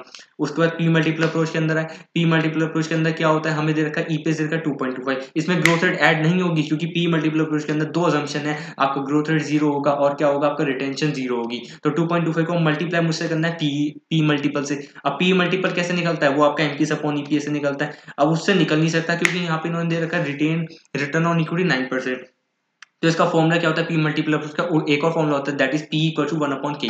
पी इक्वल टू 1/k ये तभी यूज करेंगे जब पी मल्टीपल अप्रोच एग्जाम में दिया है। इस वाली इक्वेशन कहीं और यूज मत करके आ जाना, कहीं और नॉर्मल क्वेश्चन में यूज मत करके आना, आंसर गलत हो जाएगा। जब भी पी मल्टीपल अप्रोच बोला हो तभी इस वाली इक्वेशन यूज करना, पी इक्वल टू 1/ke। तो हमने क्या करा, 1/k मतलब 9%, 1 डिवाइड बाई 9%, 11.1111 हमारा क्या आ गया, पी आ गया, उसे मल्टीप्लाई करा ईपीएस से 2.25 से, हमारा आंसर 25 एमपीएस आ गया। तो सर इस वाले क्वेश्चन के अंदर आपको पी मल्टीपल अप्रोच वाली चीज याद रखनी, और जो डेरिवेशन मैंने आपको दिखाई ना ये पी अपॉन 1 करके, इस वाली चीज को और एक बार रिवाइंड करके सुन लेना, 2 बार सुन लेना, 2 अजम्पशन याद कर लेना, जी इक्वल टू 0 और आपका रिटेंशन इक्वल टू 0। ये आपका क्वेश्चन तभी सॉल्व हो पाएगा, अदरवाइज आप इस क्वेश्चन में दिमाग मारते रह जाओगे। सर नेक्स्ट क्वेश्चन पे हम आ जाते हैं। सर नेक्स्ट क्वेश्चन, सर कितना कंफ्यूज कर दिया आपने। सर कंफ्यूज नहीं करा सर, कॉन्सेप्ट बताया है, कॉन्सेप्ट पढ़ के जाओगे तो किसी भी क्वेश्चन मार नहीं खाओगे, वरना एग्जाम में आप सोचते रहिए क्या करूं क्या करूं। आपको कॉन्सेप्चुअल पेपर आता है, आपको याद हो नवंबर 20 एंड जनवरी 21 दो पेपर बिल्कुल कॉन्सेप्चुअल पेपर आए थे, तभी लोगों को वो आउट ऑफ बॉक्स पेपर लग रहे थे। बट अगर आपने उन क्वेश्चन के अंदर थोड़ा आपका कॉन्सेप्ट क्लियर था और आपने हल्की सी वो ट्रिक समझ ली थी, आप वो क्वेश्चन में ईजिली आप उस पेपर में 80-90 मार्क्स भी स्कोर कर सकते थे। बट लोगों के सिर्फ 60-65 मार्क्स आए थे एंड बहुत लोग फेल भी हुए थे उस एग्जाम में। तो अगेन हम उस चीज़ों पर नहीं जाएंगे, हम जो चीज़ें अपने कॉन्सेप्ट क्लियर करेंगे, हमें नहीं पता आगे पेपर कैसे आने वाला है, तो हम तो बिल्कुल अपनी एकदम तैयारी बढ़िया रखेंगे। उसके बाद दिसंबर आपका स्टडी मैट से कॉपी पेस्ट आ गया था, आपका जुलाई 21 भी कॉपी पेस्ट आ गया था स्टडी मटेरियल से। तो हम ठीक है, हमारी तैयारी एकदम फुल ऑन रहनी चाहिए। कभी आउट ऑफ बॉक्स पेपर भी आ सकता है, कभी इजी कॉपी पेस्ट पेपर भी आ सकता है, कभी एवरेज भी आ सकता है, 50-50 भी आ सकता है। तो आपको हर एक चीज़ की तैयारी रखनी है। नेक्स्ट क्वेश्चन क्या है, x limited just declared a dividend of 14, अच्छा just declared that is D0, 14 D0 हो गया। B limited is planning to purchase share of X limited, anticipated growth rate 8% to 9% है, जो आपकी इंक्रीज हो रही है from 8% to 9%, which will continue for 3 years है, ठीक है सर 3 साल तक है। He also expect market price 360 after 3 years. तो देखो इन्होंने क्या करा है, जो हम निकालते थे ऊपर वाले क्वेश्चन में, जो हमने इस वाले क्वेश्चन में निकाला था, कहाँ पे गया क्वेश्चन आपका, ये रहा थर्ड क्वेश्चन के अंदर हमने क्या करा था, हमने आपका निकाला था P2 निकाला था। कैसे निकाला था, D3 अपॉन में K माइनस जी। अब इन्होंने P2 की जगह इन्होंने क्या कर दिया, P3 दे दिया। मार्केट प्राइस आफ्टर 3, मतलब P3 ने 360 निकाल के दे दिया, मतलब P4 मतलब D4 अपॉन K माइनस जी हमें करना ही नहीं है, D4 अपॉन K माइनस जी करना नहीं है, क्या P3 निकालने के, क्यों, P3 ने 360 दे रखा है, तो हमें क्या चाहिए, D1 D2 D3 चाहिए, P4 दे रखा है, डिवाइड बाय इन्होंने क्या करना है, प्रेजेंट वैल्यू फैक्टर, जो कि इनको दे रखे हैं, कौन से हैं, 13% रेट ऑफ रिटर्न है, 13% rate of return, 13% per annum, जो आपका है 1.1, नहीं ये क्या है, future value, present value 0.885, 0.783, 0.693। Sir ये क्वेश्चन तो बहुत सिंपल हो गया, मेरा कराने लायक वाला क्वेश्चन भी नहीं है और आपको रिवीजन में भी नहीं करने वाला क्वेश्चन, पर मैं आपको करा देता हूँ। 14 प्लस क्या है 9% ऐड करेंगे, क्योंकि 8% 9% growth rate increase, 15.26 plus 9% 16.6634 plus 9% 18.13। Sir यही होगा आपका, देखो 18.13, 16.63, 15.26, तो ये आपके तीनों आ गए। देखो इन्होंने वो लिखा हो 15.26, आपका 80, 16.63, 18.13 और 360 क्या है, ये आपका क्या है, P3 है, P3 है, ऑलरेडी दे रखा है क्वेश्चन में, मुझे निकालना ही नहीं P3। और क्या करना है, डिवाइड इन्होंने क्या करना है, वही 0.885 से इनका प्रेजेंट वैल्यू 0.783, 0.693, और यहाँ पे 0.693 लगेगा, 0.693 लगेगा, क्योंकि क्या है आपका P3 है, P3 है, तो आपका प्रेजेंट वैल्यू फैक्टर कौन सा लगेगा, ईयर एंड 3 का लगेगा। सर आंसर बहुत सिंपल है, मुझे आंसर फिगर मैच भी नहीं करनी, 288.56 आप आंसर निकाल, चलो करा देंगे। 15.26 मल्टीप्लाई 0.85 कर लीजिए सर, आपको करके आगे वीडियो फास्ट करके फटाफट आगे भागिए सर, मेरे पर्पस ये है कि आप मुझे बीट करिए, मैं तो बहुत स्लो करा रहा हूँ आपको, कि मुझे कॉन्सेप्ट भी समझाते हुए जाना है आपको। आंसर क्या आएगा 288.57, या राउंडिंग ऑफ कर सकते हैं 288.56। आपको स्पीड में मुझसे आगे भाग के सारे क्वेश्चन खत्म कर दीजिए सर फटाफट। और नेक्स्ट पार्ट क्या है आपका, ये क्या आ गया, हाँ नेक्स्ट पार्ट आपका आया है, maximum price of mister B will be willing to pay, his of the opinion that 9% growth rate can be definite indefinitely. ओहो सर परपेचुअल वाला फॉर्मूला आ गया, परपेचुअल वाला फॉर्मूला आ गया, ईयर 0 से क्या करते हैं, D1 अपॉन K माइनस जी, तो D1 कैसे निकालेंगे, 14 plus 9% divide by K minus G, K 13 minus G कितना 9, तो 4% डिवाइड करो 381.5, 381.5। सर ये कराने की भी जरूरत नहीं थी, बहुत सिंपल क्वेश्चन था, आप सब करके बैठे होंगे। नेक्स्ट क्वेश्चन, अरे यहाँ पे थर्ड पार्ट का sir, the price of the share at the end of year 3 if 9% is achieve assuming other condition to be same as in growth in as in 2।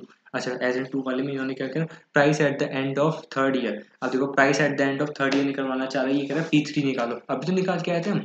P3 कैसे निकालते हैं, D4 upon K minus जी। D4 कैसे निकालेंगे, इन्होंने क्या करा, second वाली condition fulfil हो रही है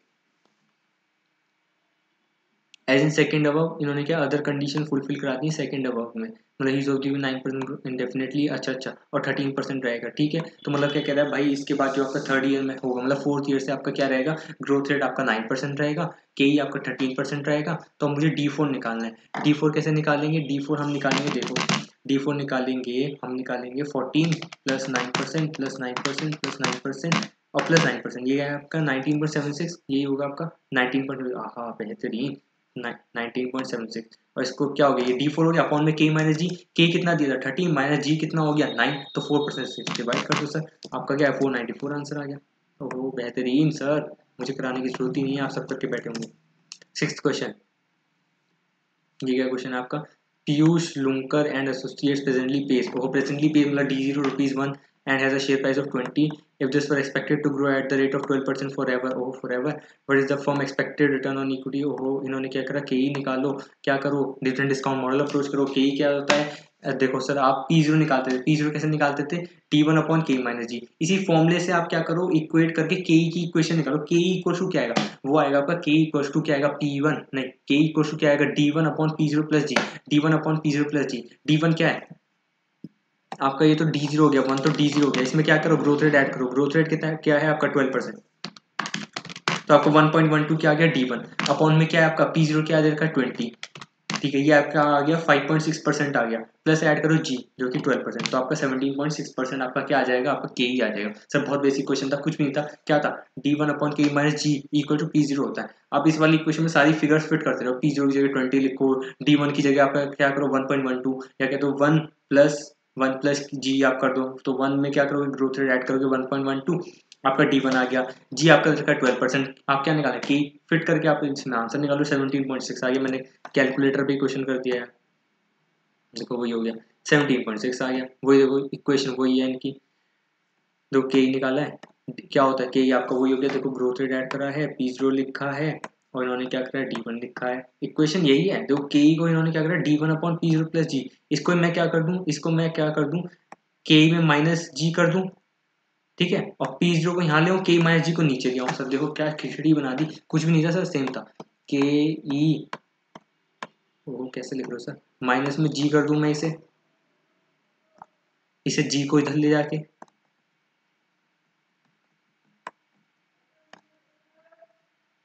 फटाफट करते जाइए सर। के को मैं इधर ले जाऊँ माइनस हो जाएगा के माइनस जी, तो मैंने वही लिख दिया, ठीक है। इक्वल टू क्या हो जाएगा D1 अपॉन में P0, ठीक है। अब मैं क्या करूँ, P0 को इधर ले जाओ, के माइनस जी को इधर ले आओ वापस, तो क्या हो गया P0 equal to D1 upon K minus G. कुछ भी नहीं था सर, सिंपल वही फॉर्मूला है, इसको तोड़ के बस इन्होंने के की फॉर्म में लिख दिया है, कुछ भी नहीं था। P0 वाले फॉर्मूले को इन्होंने के की फॉर्म में लिख दिया है, कुछ भी नहीं था, बहुत सिंपल था। और इन्होंने क्या करा, सेकंड पार्ट देख लेते हैं। इंस्टेड ऑफ दिस, अगर इन्होंने क्या करा भाई, फर्स्ट वाली सिचुएशन में गोली क्या करा, suppose that dividend were expected to grow, अच्छा 20% for 5 years and 10% thereafter, now what is the expected return on equity. Sir expected return, अब इन्होंने क्या वेरिएबल ग्रोथ रेट मॉडल भी इन्होंने इसमें डाल दिया है, तो ये पहले 5 साल के जो 20% ग्रो करेगा और उसके बाद 10% ग्रो करेगा। अब बताओ क्या है हमारे के ही बताओ।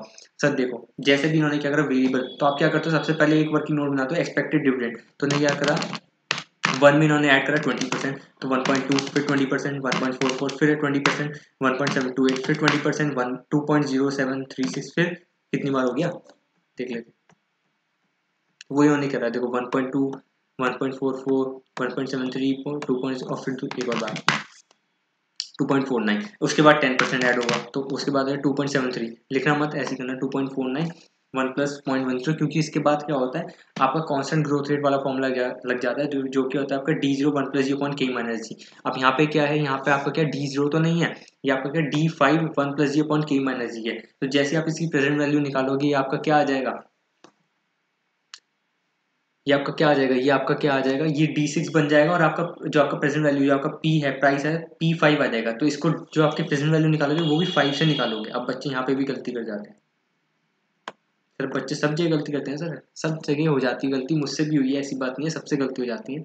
बट हाँ, आपको प्रैक्टिस करते रहिए तभी आपकी पकड़ बनेगी यहाँ पे।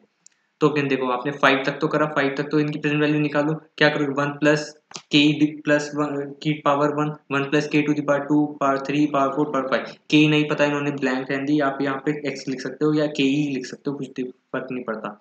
उसके बाद क्या आएगा, यहाँ पे क्या है, यहाँ पे आपका आएगा ये 1.2 D1 हो गया, D2 हो गया, D3 हो गया, D4 हो गया, D5 हो गया। इसके बाद D6 आएगा, D6 को इन्होंने क्या करा, D5 1 प्लस G कर दिया। ठीक है, क्योंकि उसके बाद क्या होता है, कांस्टेंट होता है। उसके बाद जब कांस्टेंट हो जाता है, आप कौन सा फॉर्मूला लगाते हो, D1 अपॉन के माइनस जी, या फिर मैं कह दूँ यहाँ पे क्या D5 है, नहीं यहाँ पे D6 है, D5 1 प्लस जी है, या D6 है, की बात है। तो जब D6 है अपॉन के माइनस जी है, तो मैंने आपको पहले वाले क्वेश्चन में बताया, यहाँ पे क्या आएगा, जब मैं इसकी प्रेजेंट वैल्यू निकालूंगा, यहाँ पे आएगा P5 आएगा। जब D6 को मैं करता हूँ P5 आता है। तो उन्होंने क्या करा, D5 1 plus G upon K minus जी। अब के ही दे नहीं रखा, यहाँ पे के मैं लिख देता हूँ, या फिर आप एक्स भी लिख सकते हो। माइनस जी कितना, यहाँ पे 10% ग्रोथ रेट हो जाएगा, उसके बाद कोई दिक्कत नहीं है। तो अब इसमें क्या करेंगे, देखो हमें के ही पता नहीं है, बहुत लंबी सी क्वेश्चन बनेगी। इसका क्या प्रेजेंट वैल्यू उन्होंने बतानी है, P0 क्या है, P0 तो इन्होंने दे रखा है 20, ये रहा। तो इक्वेशन फिट कर दो, इन्होंने P0 दे रखा था, 20 दे रखा था, तो इक्वेशन इक्वेट कर देंगे। यहाँ पे P0 की जगह इन्होंने क्या करा, 20 लिख दो, या फिर क्या करो, यहाँ पे P0 20 तो आएगा, यहाँ पे 20 लिख दो।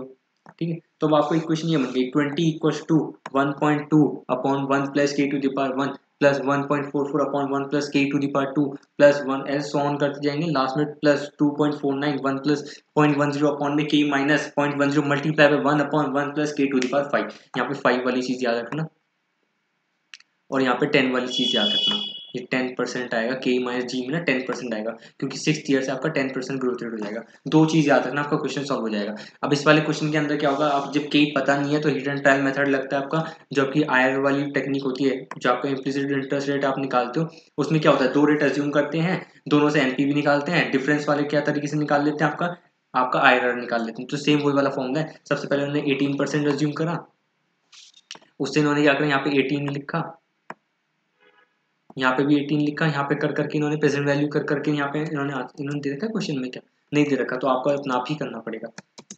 इन्होंने कोई प्रेजेंट वैल्यू फैक्टर नहीं दे रखे हैं, तो आपको अपना आप ही करना पड़ेगा। 1/1.18 तो ऐसा आएगा 0.8475, तो वही लिखा है।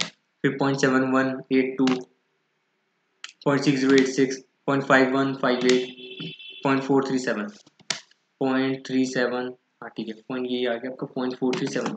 ठीक है, तो आपके 1 2 3 4 5 रेट्स आ गए, उसके अकॉर्डिंग आपको आंसर याद करना है, आंसर याद नहीं करना, आंसर सॉल्व करना है। तो ठीक है, 1.2 आया, इस आपका होगा प्रेजेंट वैल्यू निकाली 1, जो आपका देखो D1 की प्रेजेंट वैल्यू निकली, D2 की प्रेजेंट वैल्यू निकली, D3 की प्रेजेंट वैल्यू निकली, D4 की प्रेजेंट वैल्यू निकली, D5 की प्रेजेंट वैल्यू निकली। मेरा आंसर आपको यहाँ पे कराना है 14.97 कैसे आया। अब 14.97 कैसे आया, सबसे पहले आपने क्या करा, 2.49 लिया, उसमें ऐड करा आपने जी 1 प्लस जो कि 0.10 है, 2.49 प्लस 10% ऐड कर दिया, डिवाइड बाय के माइनस जी, जो आपका कितना 18 है, माइनस जी कितना आपका है 10%, तो 8% से डिवाइड हो गया, 34.2375 है। मल्टीप्लाई बाय इसको जो प्रेजेंट वैल्यू निकालेंगे 5 से निकालेंगे, क्योंकि ये था क्या 2.49 प्लस जो आपका 1 प्लस जी था, ये आपका D6 निकला था, और अपॉन में के माइनस जी जैसे ही मैं करूंगा तो वो मेरा आ जाएगा P5 आ जाएगा। तो जब P5 आएगा तो मुझे प्रेजेंट वैल्यू निकालने के लिए मुझे उसे डिस्काउंट भी फिफ्थ वाले फैक्टर से करना पड़ेगा, और फिफ्थ वाला फैक्टर मेरा है 0.4371, तो मेरा आएगा 14.9652 या 14.97। मेरा आंसर से 14.97 निकलवाना था, उसके अकॉर्डिंग मेरा क्या आ गया 20.23 आया मेरा, क्या आपका मेरा 20.23 आपका मेरा इसका प्रेजेंट वैल्यू इन्होंने निकाली। तो एनपीवी कैसे निकालते हैं, -20 करोगे तो 0.23 आपका इसका क्या आ जाएगा, एनपीवी आ जाएगा, 0.23 आपका एनपीवी आ जाएगा। ऐसे सेम 19% से करो, सेम वही रहेगा। देखो D1 का प्रेजेंट वैल्यू, D2 का प्रेजेंट वैल्यू, D3 का प्रेजेंट वैल्यू, D4 का प्रेजेंट वैल्यू, D5 का प्रेजेंट वैल्यू, मुझे 12.76 निकलवाना है। आपको कैसे आया 12.76, सेम वही technique, 2.49 plus 10% divide by 19 minus में 10% मतलब 9% डिवाइड करा, 30.433 मल्टीप्लाई बाय क्या करना है, फिफ्थ ईयर के फैक्टर, फिफ्थ ईयर का फैक्टर क्या है इसमें है 0.4190, ये आपका है 12.76, बेहतरीन। और 1 डिवाइड 1.19, फिफ्थ ईयर का फैक्टर भी वही आएगा 1 2 3 4 5, 0.4190, बेहतरीन, ये आपका हो गया। तो जैसे 12.76 आपका ये आ गया, आपका टोटल इन्होंने निकाला, P0 आपका 17.86 आया और इसका 17.89 माइनस में इन्होंने क्या करा, NPV निकाला तो 2.11, ठीक है, इसका 2.11 भी हो गया। और अगर मुझे देखना है इन्होंने क्या करा, मैंने हायर रेट 19 क्यों लिया, मैं लोअर भी तो ले सकता था, 17 या फिर 15 भी ले सकता था, क्योंकि क्या हुआ जैसे सर जब मैंने 18% लिया तो मेरा 20.23 आया है, मुझे क्या चाहिए, मेरा P0 20 है, ऐसा कई होना चाहिए जिससे मेरा P0 20 आए, पर मेरा 20.23 आ रहा है, मतलब मेरा 20 से ज़्यादा आ रहा है, और मतलब मुझे इसे और डिस्काउंट करना पड़ेगा, और डिस्काउंट करना पड़ेगा ताकि 20 हो या 20 से भी कम हो, ताकि मैं इसका बीच का रेट पकड़ लूँ। तो जब मुझे इसे और डिस्काउंट करना पड़ेगा तो मेरा कई ज़्यादा लेना पड़ेगा, की ज़्यादा लेने का मतलब मैं इसे 19 लूँ या 20 भी ले सकता हूँ, आंसर मेरा सेम आएगा। तो 19 हमने ले लिया, नेक्स्ट 19 से लिया तो देखो मेरा 17.89 हो गया, मतलब मेरा क्या होगा, के में जो आपका प्राइस है P0 और कम हो गया।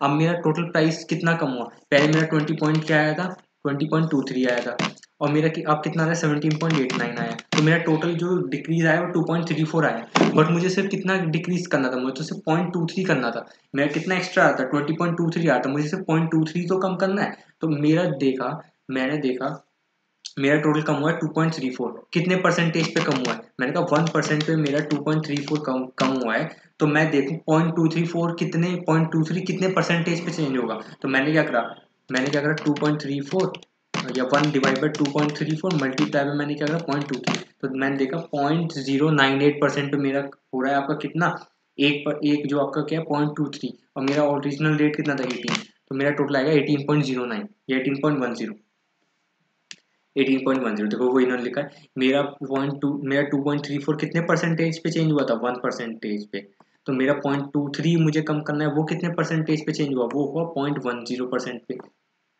ओरिजिनल था 18, तो टोटल कितना आ गया 18.10 की। सर ये सेकंड वाला पार्ट इंपॉर्टेंट है, इसको आप मार्क कर लेना, सेकंड वाला पार्ट ही इंपॉर्टेंट है, इस क्वेश्चन के अंदर आपको सेकंड पार्ट याद करना है, क्योंकि इसमें आयर वाला मेथड लग रहा है वेरिएबल ग्रोथ रेट के साथ, ठीक है सर। सर सेवंथ क्वेश्चन है सर, इस बार मुझे लग रहा है May 22 एग्जाम में आपको सेवंथ वाला क्वेश्चन दिखने वाला है, बहुत ज़्यादा बढ़िया क्वेश्चन है। इस क्वेश्चन में क्या करना है आप देख लेते हैं। इसमें क्या करना है, आपको यील्ड निकालनी होती है। इसमें क्या दे रखा है, इन्होंने दे रखा है, क्वेश्चन एक बार देख लीजिए, पॉज करके देख लीजिए। Capital structure of Sun limited दे रखी है,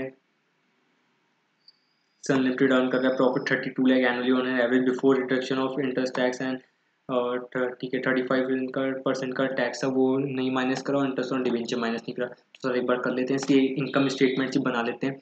इसका डिवेंचर क्या है 64 लाख पे 12% का इंटरेस्ट रेट, 64 मल्टीप्लाई 20%, 7,68,000, ठीक है। इसका इंटरेस्ट 32 लाख, तो मेरा 24.32 लाख मेरा आएगा, क्या आ गया मेरा आपका आ गया प्रॉफिट आ गया मेरा, ठीक है, बिफोर टैक्स आ गया। इसमें टैक्स माइनस करो 35%, तो आपका 15,80,800 आपका क्या आ गया, प्रॉफिट आफ्टर टैक्स आ गया। माइनस इसमें इससे क्या कर देंगे, डिविडेंड, प्रेफरेंस डिविडेंड कितना है 40 लाख का 8%, मतलब 3.2 लाख वो माइनस हो गया।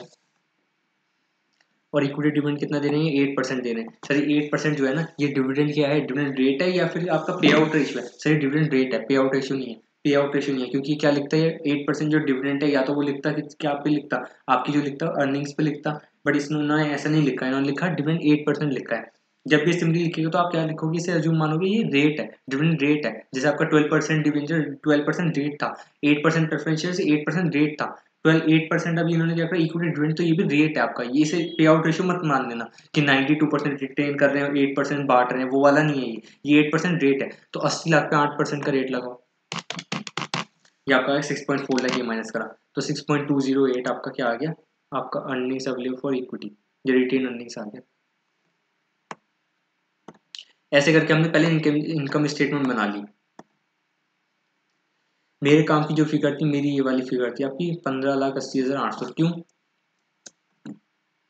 Profit after tax covers fix interest and dividend. अब इन्होंने क्या करा भाई, इन्होंने क्या करा, रिटर्न ऑन इक्विटी 9.6% है, प्रोवाइडेड ये 3 कंडीशन और फुलफिल करो। अगर ये 3 कंडीशन नहीं फुलफिल हुई, तो अगर ये 3 कंडीशन नहीं फुलफिल हुई तो जितना भी इनका डिफरेंस होगा, अगर आपने क्या भाई फन वन मतलब इन्होंने क्या करा, इंटरेस्ट कवरेज रेशियो में जो भी डिफरेंस होगा उसमें आप 1% ऐड कर देना, 1% फॉर एवरी 1 टाइम के लिए इन्होंने कहा ऐड कर देना, किसमें 9.6% में। और कैपिटल गेयरिंग रेशियो 0.75 है, इसके अंदर कुछ भी गड़बड़ हुई या हमने का वेरियंस आया तो उन्होंने क्या करा 2% ऐड कर देना फॉर एवरी वन टाइम के लिए। तो हम देख लेंगे कितना इनमें टाइम में चेंज आ रहा है, कितना परसेंट ऐड करना है, कितना 9.6 के अंदर ऐड करना है, और रिवाइज हमें क्या निकालना है, के निकालना है। तो ठीक है, हम पहले देख लेते हैं कंडीशन फुलफिल हो रही है क्या। इस वाले क्वेश्चन ना इंपॉर्टेंट मार्क कर लो सर, आपका May 22 एग्जाम में इसमें आने के चांसेस बहुत ही ज़्यादा हाई है। IMP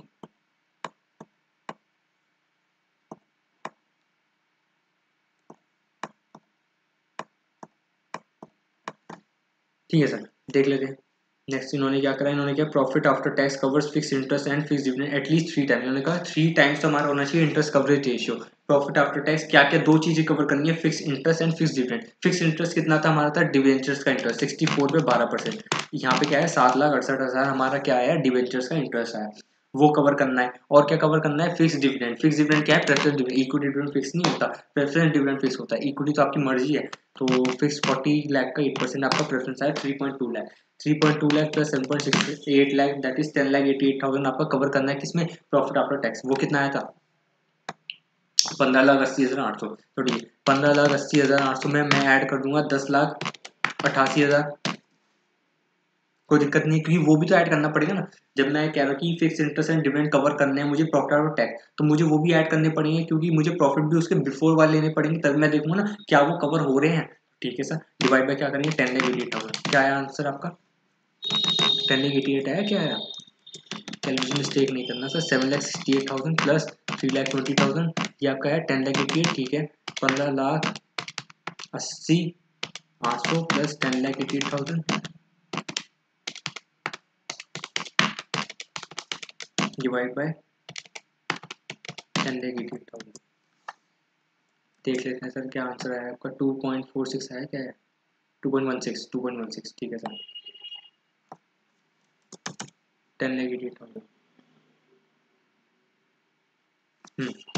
तो आपका क्या हो गया था, आपने देखा था प्रॉफिट आफ्टर टैक्स 15,80,800 दे रखा था इन्होंने,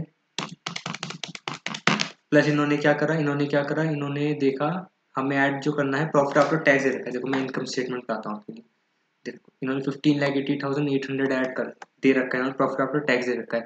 इसके अंदर क्या क्या चीज इंक्लूडेड है, इसके अंदर मुझे दो चीजें कवर करनी है, मुझे क्या करना है, प्रेफरेंस डिविडेंड कवर करना है और इंटरेस्ट कवर करना है। तो इसके अंदर जो चीज ऑलरेडी इंक्लूडेड है वो आपका सिर्फ डिवेंचर का इंटरेस्ट इंक्लूडेड है। तो इसमें क्या कर दो, आपका 7,68,000 ऐड कर दो, क्योंकि इसमें क्या है, डिवेंचर का इंटरेस्ट इंक्लूडेड है, तो वो ऐड कर दिया। ठीक है सर, डिवाइड पे क्या करेंगे 10,88,000, फिर वो दो चीज आपको कवर करनी है, तो 2.16 आ गया आपका। बट इसका जो मोस्ट अप्रोप्रिएट आंसर है ना सर 2.16 नहीं है। इंस्टीट्यूट ने 2.16 से अपना पूरा सॉल्यूशन कर रखा है, बट इन्होंने एक और असम्पशन दी है जो कि मोस्ट अप्रोप्रिएट है।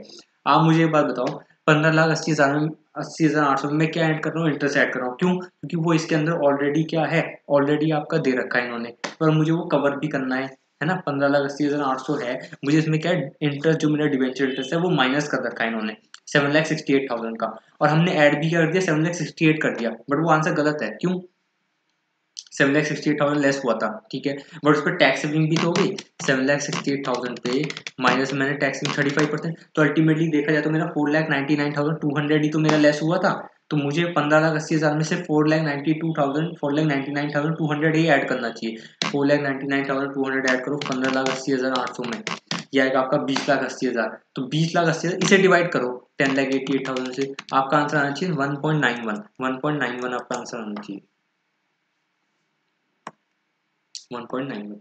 आपका मोस्ट अप्रोप्रिएट आंसर ये है, 2.16 उन्होंने कर रखा है, बट सही नहीं। अब देखो 20,80,000 ये उन्होंने फिगर निकाली, कैसे निकाली, 1580 सॉरी प्लस 4,99,200। अब 4,99,200 इन्होंने 20,80,000, मैं इसको दोबारा डायरेक्ट निकाल के दिखाऊं कैसे, उन्होंने दे रखा था 32 लाख, हमने क्या करा, डिवेंचर का इंटरेस्ट माइनस करा, बट मुझे वो माइनस नहीं करना, क्योंकि मुझे देखना है कि भाई मेरा इंटरेस्ट और डिविडेंड दोनों कवर होने चाहिए। ठीक है, तो मतलब मुझे इंटरेस्ट माइनस नहीं करना। जब इंटरेस्ट माइनस नहीं करना तो 32 लाख में डायरेक्टली क्या माइनस कर दो, टैक्स माइनस कर दो 35% का, क्या आएगा 20,80,000। सर डायरेक्ट ऐसे भी निकाल सकते थे, बट हमने दूसरे तरीके से निकाल के दिखा दिया। ठीक है सर, अब उसके बाद देखो, अब देखो 1.91 या 2.16, अब इंस्टीट्यूट ने 2.16 करा है तो मैं आपको 2.16 से समझा देता हूँ, अदरवाइज आप 1.91 से भी कर सकते हो। अब देखो इन्होंने क्या करा, 3 टाइम्स होना चाहिए प्रॉफिट आफ्टर टैक्स, 3 टाइम्स होना चाहिए, बट हमारा क्या आया है 2.16 आया। तो ऑब्वियसली जितना ज़्यादा हमारा प्रॉफिट कवर करेगा किसको, इंटरेस्ट और डिविडेंड को, उतना बढ़िया पोजीशन है। बट यहाँ तो कम हो रहा है। इन्होंने कहा एटलीस्ट 3 टाइम्स कवर होना चाहिए। जब 4 होता, 5 होता, 3.5 होता, वो तो बढ़िया ही होता। बट यहाँ तो 2.16 आया या 1.91 आया, वो तो बेकार ही है। तो उन्होंने क्या करा, जब भी आपका ऐसा कोई एडवर्स सिचुएशन आएगी तो आपको क्या करना है, 1% अपनी क्या बढ़ा देनी है, के ही बढ़ा देनी है फॉर एवरी 1 टाइम। अब मैं देखूंगा मेरा कितना टाइम्स में चेंज आया, 3 टाइम्स इन्होंने कहा था होना चाहिए, मेरा एक्चुअली में आया कितना 2.16। तो मेरा से 0.84 मेरा टाइम्स एडवर्स आया, 0.84 टाइम्स एडवर्स आया। तो 1% फॉर 1 टाइम, तो 0.84 टाइम्स के लिए कितना परसेंट, 0.84% की हो गया ना, कोई दिक्कत ही नहीं है। तो 0.84 हमारा के में ऐड होगा, जो मैं आपके लिए चाहता हूँ। 9.6 दे रखा था, 0.84% हमने और ऐड करा, किसके लिए, interest and fix dividend coverage ratio के लिए। ठीक है सर। अब हम मान निकालते हैं कैपिटल गेयरिंग रेशियो 0.75 होना चाहिए। कैपिटल गेयरिंग रेशियो क्या होता है, इसका सिंपल सा फॉर्मूला है, जो कि आपके एक्सटर्नल डेट्स होते हैं और आपका क्या होता है, इंटरनल सोर्स ऑफ फाइनेंस होता है, उसको डिवाइड करते हैं। अब एक्सटर्नल सोर्स ऑफ फाइनेंस क्या है, प्रेफरेंस शेयर्स, कैपिटल और डिबेंचर्स हैं। वो कितने, 40 और 64, दोनों को ऐड करो 104। अपॉन में क्या इंटरनल फाइनेंस है 80 और 32, ये हो गया आपका 112 से डिवाइड करो, ये आपका आया 0.93। Yes sir 0.93। अब ये कितना होना चाहिए सर, ये आपका जितना कम हो उतना बढ़िया है, जितना कम हो उतना बढ़िया है, क्योंकि आप चाहोगे कि आपका इंटरनल सोर्स ऑफ फाइनेंस ज्यादा हो, एक्सटर्नल कम हो, और न्यूमरेटर में आपका एक्सटर्नल है और डिनोमिनेटर में आपका इंटरनल है। तो जितना आपका डिनोमिनेटर, आपका जितना डिनोमिनेटर बड़ा होगा, ज्यादा होगा, उतना बढ़िया है, ताकि आपका क्या ये गेयरिंग रेशियो कम आए, पर ये ज्यादा आ रहा है। हम इन्होंने बोला 0.75 आना चाहिए, बट हमारा आया 0.93 आया। हमारा कितना एडवर्स आया, 0.93 माइनस 0.75, 0.18 हमारा एडवर्स आ गया। और इन्होंने क्या करा, 2% फॉर एवरी 1 टाइम, हमें क्या करना है, इसका आपका रिस्क फैक्टर रिज्यूम करना है। तो हमने क्या कहा, 0.2% फॉर एवरी 1 टाइम है, तो 0.18 टाइम के लिए कितना हो गया, 0.18 टाइम के लिए 0.36% और ऐड कर दो, 0.36% और ऐड कर दो, किसमें, 9.6 में। तो अगर मैं देखूं तो मेरा इफेक्टिवली मेरा जो निकलेगा आपका, जो आपका के निकलेगा वो कितना निकलेगा, 9.6 प्लस 0.84 प्लस 0.36, आपका निकलेगा 10.8%। ये आंसर आपका चेंज भी हो सकता था, कैसे, अगर मैं अज्यूम करता मेरा 1.91 आता, अगर मैं 1.91 आपका क्या करता इंटरेस्ट एंड कवरेज रेशियो, तो क्या होता 3 माइनस 1.91, और उसमें चेंज कितना है, 1% ही है, 1% फॉर एवरी 1 टाइम है। तो 1.09 टाइम के लिए कितना होता, 1.09% होता। तो 9.6 प्लस 1.09 प्लस 0.36, ये आपका आता है 11.05, 11.05 आता। उसके अकॉर्डिंग फिर आप क्या करते, अपना आंसर निकालते। तो अभी मैंने आपको फर्स्ट इंस्टीट्यूट के आंसर तरीके से, दूसरा आप कर सकते हो अजम्पशन कोड करके। ठीक है सर, 2 पार्ट हो गए। तीसरे पार्ट में क्या है, yield on share is calculated at the 50% of profit distributed and 5% of undistributed profit। कितना प्रॉफिट डिस्ट्रीब्यूट करा था सर, 8%। 8% किसका, इक्विटी डिविडेंड दिया ना, 80 लाख का 8%, 6,40,000, 6,40,000 का इसका 50%, ये आया 3,20,000। इन्होंने क्या करा, 50% ऑफ प्रॉफिट डिस्ट्रीब्यूटेड, मतलब आपने जो इक्विटी डिविडेंड दिया है, कितना दिया है, 6,40,000, उसका 50%, 3,20,000। एक तो ये हमारी क्या होगी, यील्ड होगी, ठीक है। और 5% ऑफ अनडिस्ट्रीब्यूटेड प्रॉफिट, मतलब वो क्या होगी, रिटेन अर्निंग, वो हमारी निकली थी यहाँ पे देखो 6,20,800, 6,20,800। इस इन्होंने क्या करा, इसका 5% करवाया, 31,040, 31,040 प्लस 3,20,000, ये आपका 3,00,000 क्या होना था, 40 आपकी क्या हो गई, यील्ड हो गई, यील्ड ऑन इक्विटी शेयर्स। ये कितने शेयर्स पे है, 80 लाख, 80 लाख की शेयर कैपिटल थी, 80 लाख डिवाइड बाय करो 80 लाख से, कितना परसेंटेज आया, 4.388 या 4.39, दोनों लिख सकते हैं। इंस्टीट्यूट की आदत यही है, दोनों लिख के दिखाता है ताकि अपने आप को बचा ले, और एग्जाम में पता नहीं क्या चेकिंग करता है, 4.388 से करता है, 4.39 से करता है, भगवान ही मालिक है, नहीं पता है। बट आपको दोनों ही लिख लेना, या एक जो भी अपना असम्पशन लेके लिख लेना कि हमने 2 अप्रोक्सीमेट डेसिमल तक हमने अपनी राउंडिंग ऑफ करी है, या 3 तक करी है, या हमने 4.388 जो एक्चुअल बेस पे है उससे करी है। तो जैसे मर्जी करो। अब देखो इन्होंने यहाँ पे क्या लिखा, अपना भाषण लिखा है जो हम करके आए हैं। 2.16 था, एवरी 1% चेंज हुआ है फॉर 1 टाइम के लिए, तो हमने क्या 0.84% इसका रिस्क फैक्टर हो गया। गेयरिंग रेशियो 0.75 होना चाहिए, 2% फॉर एवरी 1 टाइम है, हमारा चेंज कितना 0.8 आया था, तो इन्होंने क्या करा, हमारा 0.36 इसका प्रीमियम हो गया। ठीक है, ये 0.8 आ गया। अब देखो वैल्यू ऑफ इक्विटी शेयर इन्होंने कहा निकालने के लिए, पूरे क्वेश्चन में वैल्यू ऑफ इक्विटी शेयर बोला, देखो ये कंप्यूट द वैल्यू पर equity share of the company. अब इसकी वैल्यू निकालने का फॉर्मूला जो होता है आपको याद करना पड़ेगा, आपने कॉन्सेप्ट नोट्स में कवर करा हुआ, कैसे निकालते हैं। जो भी आपका क्या होता है, एक्चुअली अपॉन में एक्सपेक्टेड यील्ड इनटू में paid up value of share. Paid up value of share नहीं दे रखी है, दे रखी है क्या? नहीं दे रखी तो 100 अज्यूम कर लेते हैं, 10 भी अज्यूम कर सकते हैं, बट मोस्ट अप्रोप्रिएट 100 है यहाँ वाले केस में। तो हमने क्या करा, एवरेज यील्ड हमारी कितनी आई थी, 4.39 आई थी, और हमारी एक्सपेक्टेड यील्ड कितनी निकाली हमने, 10.8% निकाली है, और मल्टीप्लाई किससे करेंगे आप, 100 से करेंगे, तो 40.65 आपका क्या आ गया, वैल्यू ऑफ इक्विटी शेयर्स। ये आपका आंसर बहुत सिंपल है। ये आपको एक क्वेश्चन याद रखनी पड़ेगी, कौन सी वाली, ये वाली, actual yield upon my expected yield into my paid up value of share. Expected average yield हम निकाल के आए 4.39, एक्सपेक्टेड यील्ड हमने निकाल ली, इस फैक्टर वगैरह को एडजस्ट करके 10.8 आ गई, multiply paid up value share 100, तो 40.65 आपको क्या आ गया, इक्विटी शेयर का प्राइस है। बेसिक क्वेश्चन सर, बहुत इंपॉर्टेंट क्वेश्चन है, बहुत ही ज्यादा इंपॉर्टेंट क्वेश्चन है, एंड मुझे लगता है कि May 22 एग्जाम में शायद ये वाला क्वेश्चन आपको एग्जाम में दे सकता है। फॉर हाउ मेनी मार्क्स, 10 या 12 मार्क्स के लिए आपको 100% दिख सकता है, या 8 मार्क्स के लिए भी दिख सकता है, बट क्वेश्चन आपको दिख सकता है वाला, बिल्कुल आप इसमें या तो लास्ट डे पे भी इसको जरूर रखना अपनी नजर के अंदर, ठीक है। एट क्वेश्चन क्या है, ABC limited has been maintaining a growth rate 10% dividend, ठीक है, द कंपनी पेड डिविडेंड, वो पेड मतलब ये भी क्या हो गया आपका, क्या हो गया, P0 D0 हो गया 3, रिटर्न ऑन मार्केट पोर्टफोलियो 12% है, रिस्क फ्री दे रखा है 8%, बीटा दे रखा है, तो हम के निकाल लेते हैं कैसे, आर एम माइनस क्या होता है, के निकलता है R F plus beta of security into में R M minus R F, R M कितना है 12%, आर एफ कितना है, आर एफ है 8%, multiply beta 1.5 plus R F 14% आपका के ही आ गया, 14% के ही आ गया, D0 इन्होंने दे रखा है 3 में इन्होंने अब D0 1 plus G upon K minus जी करके आप P0 निकालो, D0 क्या है 3 प्लस ऐड करेंगे क्या आप करेंगे, क्या करेंगे, ग्रोथ रेट कितना है इसमें 10% अपॉन में के माइनस जी, के कितना आया है हमारा 14%, माइनस जी कितना है 10%, तो 4% से डिवाइड करेंगे, आपका क्या है 82.5, तो यहाँ 14% के निकाल दी और 82.5 आंसर आ गया। सर ये तो बहुत बेसिक क्वेश्चन था, ये तो आपने मुझसे पहले कर लिया होगा, 82.5 ये मांगा था क्या इन्होंने, मैं तो फ्लो में कर ही गया क्वेश्चन, मांगा क्या था इन्होंने, you are required to calculate the expected rate, हाँ तो हमने 14% निकाल दिया सीपी मॉडल से, तो वही लगेगा, और क्या लगेगा यहाँ पे, इक्विलिब्रियम प्राइस निकाल लो, क्या है वो 82.5 आ गया। तो बेसिक क्वेश्चन ये आपको रिवीजन में भी नहीं करना है। Next question, a company page a dividend of ₹22। अब देखो पेज है, हमें अब क्लियर नहीं है, पेड होता तो हम D0 करते, अब पेज है तो ये इसने करंट है या एक्सपेक्टेड है नहीं पता, तो ऐसे केस में असम्पशन नोट कर दो और ज्यादा मोस्ट अप्रोप्रिएट D0 करके आ जाओ, ताकि ग्रोथ रेट भी दे रहा है ना, तो एग्जामिनर को भी लगे हाँ पे इन्होंने ग्रोथ रेट भी यूज करा है, तो D0 मान के भी कर सकते हैं, ठीक है, D1 से भी कर सकते हैं, दोनों से कर सकते हैं, दोनों आंसर सही है। ऐसे केस में इंस्टीट्यूट जो मॉडल आंसर आता है उसके अंदर दोनों ही दे होते हैं सजेस्टेड आंसर के अंदर एग्जामिनर को, ठीक है सर।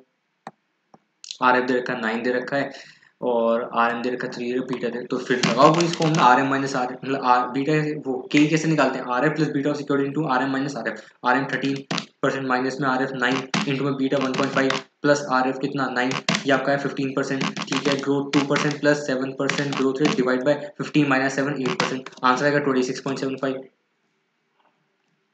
तो करने की जरूरत थी, तो एक क्वेश्चन करने 26.75 ऑल्टरनेटिवली, मतलब इन्होंने पहले वाले में ग्रोथ रेट नहीं ली होगी, तो इन्होंने क्या करा 2 डिवाइड बाई 8% 25, ऐसे भी कर सकते हैं।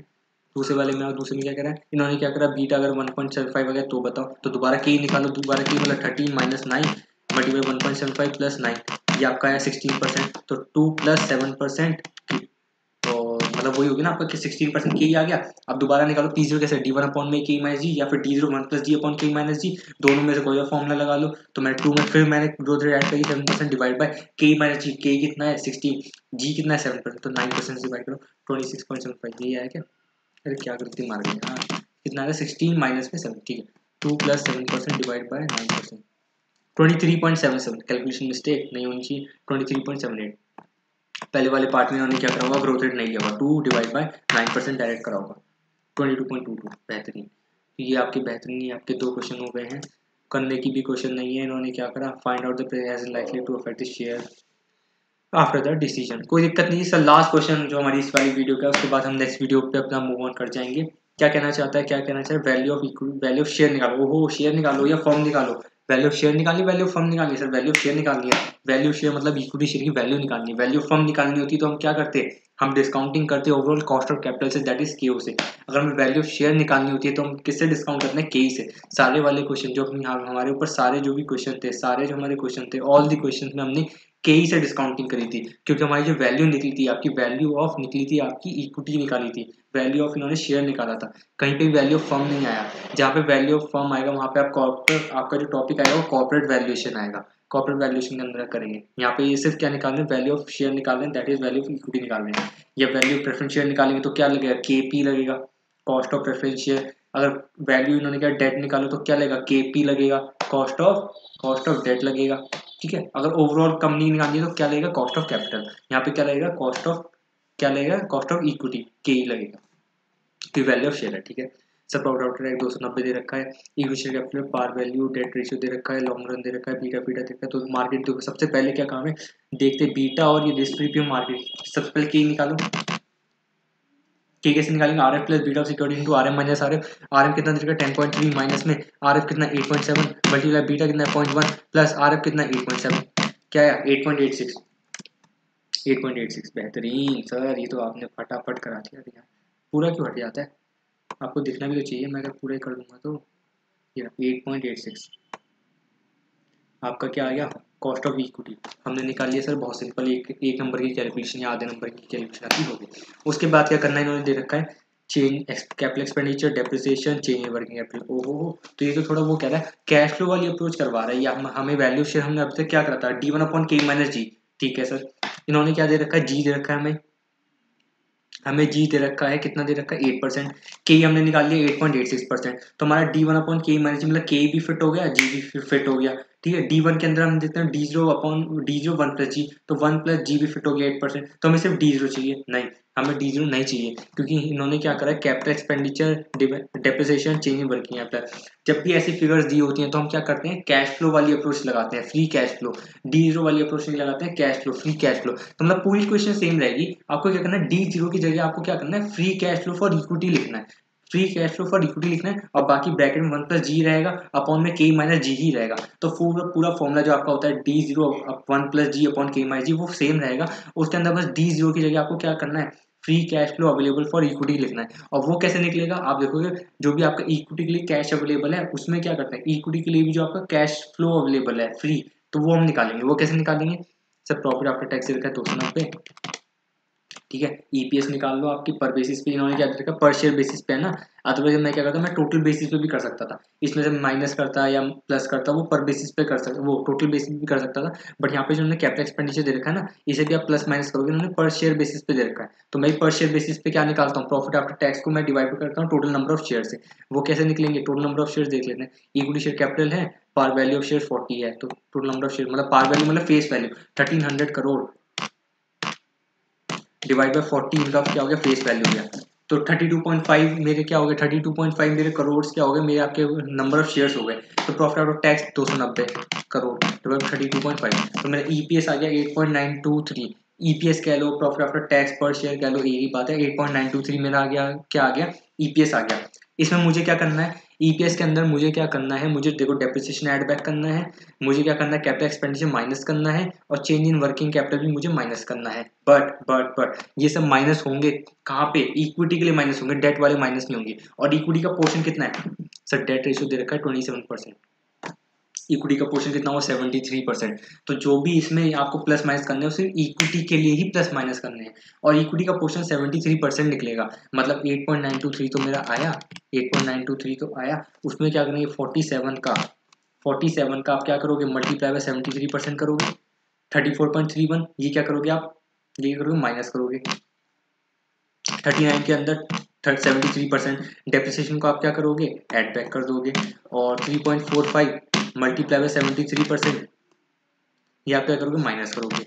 आंसर जो आपका आएगा 0.5645, 0.5645 ये आपका क्या आ गया, free cash flow available for equity. अब इसमें करो सर, क्या करो, D0 की जगह आप ये लिख दो, free cash flow available for equity. इसमें क्या करो, एड बैक करो, आप क्या करो, ग्रोथ रेट, प्लस इसमें क्या करो 8%, डिवाइड बाय क्या करें, के माइनस जी, के निकला था हमारा 8.86, माइनस में जी कितना है 8%, तो इसे डिवाइड बाय हम कर देंगे 0.86% से। आपका क्या आंसर आएगा 70.89, 70.89। हाँ सर, निकाल दिया आंसर। आंसर निकालना हमारा पर्पस ही नहीं होता है सर। पूरी वीडियोस में अंदर या पूरे इस वाले यूट्यूब चैनल पे अंदर मेरा आपको आंसर निकलवाने का पर्पस ही नहीं है। मेरा आपको पर्पस होता है कॉन्सेप्ट समझाने का, ताकि हम कॉन्सेप्ट से हर एक क्वेश्चन सॉल्व कर दें। आंसर तो सर आप निकाल ही लेंगे, मुझसे बेहतर जानते हैं आप आंसर निकालना। आप एकदम मार्वलस हैं सर, आप एकदम हैट्स ऑफ टू यू। आप ठीक है सर, आपने क्वेश्चन समझ लिया, एक बार देख लेते हैं कैसे इन्होंने प्रेजेंटेशन करी है। तो नंबर ऑफ शेयर 32.5 निकाले, क्यों निकाले सर, मैं तो टोटल बेसिस पे करना चाहता हूँ, कर लीजिए सर, आंसर सेम आएगा। यहाँ पे इन्होंने पर शेयर दे रखा था, देखो हाईलाइट करता हूँ, कैपिटल एक्सपेंडिचर पर शेयर, डेप्रिसिएशन पर share, change in working capital, यहाँ पर शेयर नहीं लिखा तो यहाँ लिख दिया पर शेयर। बताओ यार इंस्टीट्यूट भी कमाल है, कंफ्यूज करने का तरीका नहीं छोड़ता। कह रहे हैं यहाँ पर शेयर नहीं लिखा तो बाहर यहाँ लिख दिया 3.45 पर शेयर। तो तीनों जब पर शेयर थी तो मुझे क्या करना था, मुझे जो कैश फ्लो निकालना है वो पर शेयर पे निकालूंगा। और उसमें क्या करूंगा, जब पर शेयर पे निकालूंगा तो सब कुछ यहाँ पे कैलकुलेशन करने के लिए मुझे प्रॉफिट आफ्टर टैक्स को पर शेयर पे कर दो। अब पर शेयर के लिए मुझे नंबर ऑफ शेयर चाहिए थे, वो 1300 डिवाइड बाई 40 से करा हमने। Equity capital divide by face value, number of share 32.5 CR आ गए, उसको प्रॉफिट आफ्टर टैक्स से हमने divide by number of shares करा तो हमारा क्या आ गया 8.923 समथिंग वो आएगा था हमारा प्रॉफिट आफ्टर टैक्स पर शेयर। उसको क्या कर सकते हैं, ईपीएस भी कह सकते हैं। उसमें हमने क्या करा, कैपिटल एक्सपेंडिचर प्लस माइनस करा। अब देखो सर इन्होंने क्या करा, free cash flow available for equity ही निकाला है। अब इन्होंने क्या करा, बहुत अजीब सा कैलकुलेशन करके दिखाई है, कुछ भी नहीं था सर, ये देखो सिंपल था 8.923।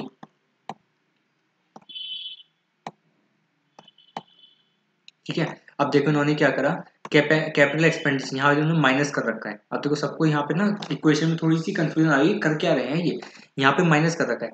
और 1 माइनस 0.27 को मैं क्या लिख सकता हूँ, 0.73 लिख सकता हूँ। वो क्या होता है, इक्विटी पोर्शन। मैंने आपको डेट बताया 73% डेट रेशियो दे रखा है, पर हमें क्या निकालना है, इक्विटी निकालना है, क्योंकि वैल्यू ऑफ शेयर दिया हुआ है। और free cash flow available for equity के लिए जो भी हम प्लस माइनस करेंगे, किसका प्लस माइनस हम करेंगे, capital expenditure, depreciation, change in working capital, वो सिर्फ इक्विटी पोर्शन ही प्लस माइनस करेंगे। और वो कितना 73%। तो उन्होंने वही चीज करी यहाँ पे, इन्होंने 73%। 73%। तो इन्होंने क्या करा, यहाँ पे 1 माइनस 0.27 को हम 0.73 लिख सकते हैं, एक ही बात है। अब देखो वर्किंग कैपिटल कितना था 3.45, ये क्या होगा माइनस होगा। तो उन्होंने क्या करा 3.45 मल्टीप्लाई बाय या 1 माइनस 0.27 करा, या मल्टीप्लाई कर लो। थोड़ा सा यहाँ पे क्लियर करता हूँ आपके लिए, देखो यहाँ पे इन्होंने क्या करा 3.45 मल्टीप्लाई बाय ये क्या हुआ 0.73 हुआ, मतलब इक्विटी पोर्शन ही हुआ। और बाहर में क्या, बाहर क्या लगा हुआ, माइनस लगा हुआ है। तो माइनस हो गया मतलब वर्किंग कैपिटल माइनस हो गया, कोई दिक्कत नहीं है। और देखो 0.73 आया, 1 माइनस 0.2, ये भी 0.73 आया। और क्या 47 क्या कैपिटल एक्सपेंडिचर, वो भी माइनस ही करना है मुझे। तो बाहर भी माइनस लगा हुआ है तो वो भी माइनस ही हुआ मेरा। ठीक है, और 39 क्या, और डेप्रिसिएशन ऐड बैक करना है। और वो भी कितना, इक्विटी पोर्शन, वो कितना 73%। तो 39 का 73% यहाँ माइनस है। जब ब्रैकेट खोलोगे यहाँ पे माइनस है, तो माइनस माइनस तो प्लस होगी ना। तो अल्टीमेटली कहने का क्या मतलब है सर, डेप्रिसिएशन आपका ऐड बैक होता है, कैपिटल एक्सपेंडिचर माइनस होता है, वर्किंग कैपिटल भी माइनस होता है। वर्किंग कैपिटल माइनस होगा, डेप्रिसिएशन आपका ऐड बैक होगा, और कैपिटल एक्सपेंडिचर भी आपका माइनस होगा। ठीक है, और ये सब भी कितने, सर ये सब भी कितने, अब मल्टीप्लाई करके दिखाता हूँ आपको कितने, मल्टीप्लाई मल्टीप्लाई मल्टीप्लाई, सिर्फ इक्विटी पोर्शन वाले कितने 73%, सिर्फ 73%, 73%।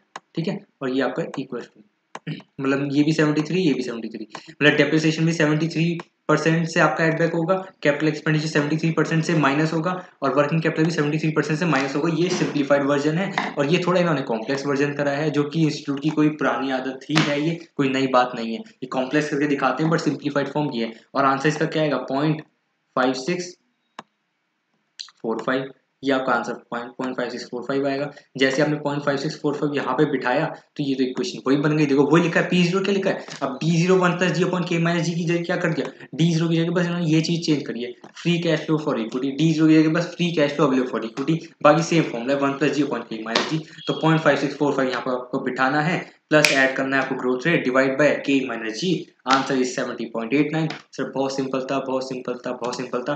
तो इस वाली वीडियो के अंदर हमने 10 क्वेश्चन डिस्कस करे। माइट भी आपको वीडियो बड़ी लगी हो, बट 1.5 1.6 1.7 1.8x जितने पे आपको अच्छी लगती हो, जितने पे आपको समझ आती हो, उतने पे वीडियो को बिठाना और बिल्कुल अपने माइंड में फिट कर लेना, क्योंकि मेरा पर्पस आपको सिर्फ इंस्टीट्यूट के स्टडी मटेरियल क्वेश्चन आपके दिमाग से निकालने का है, ताकि आपको बस एक बार नजर में आ गए ना, तो आप एग्जाम में तो आप फाड़ ही दोगे सर।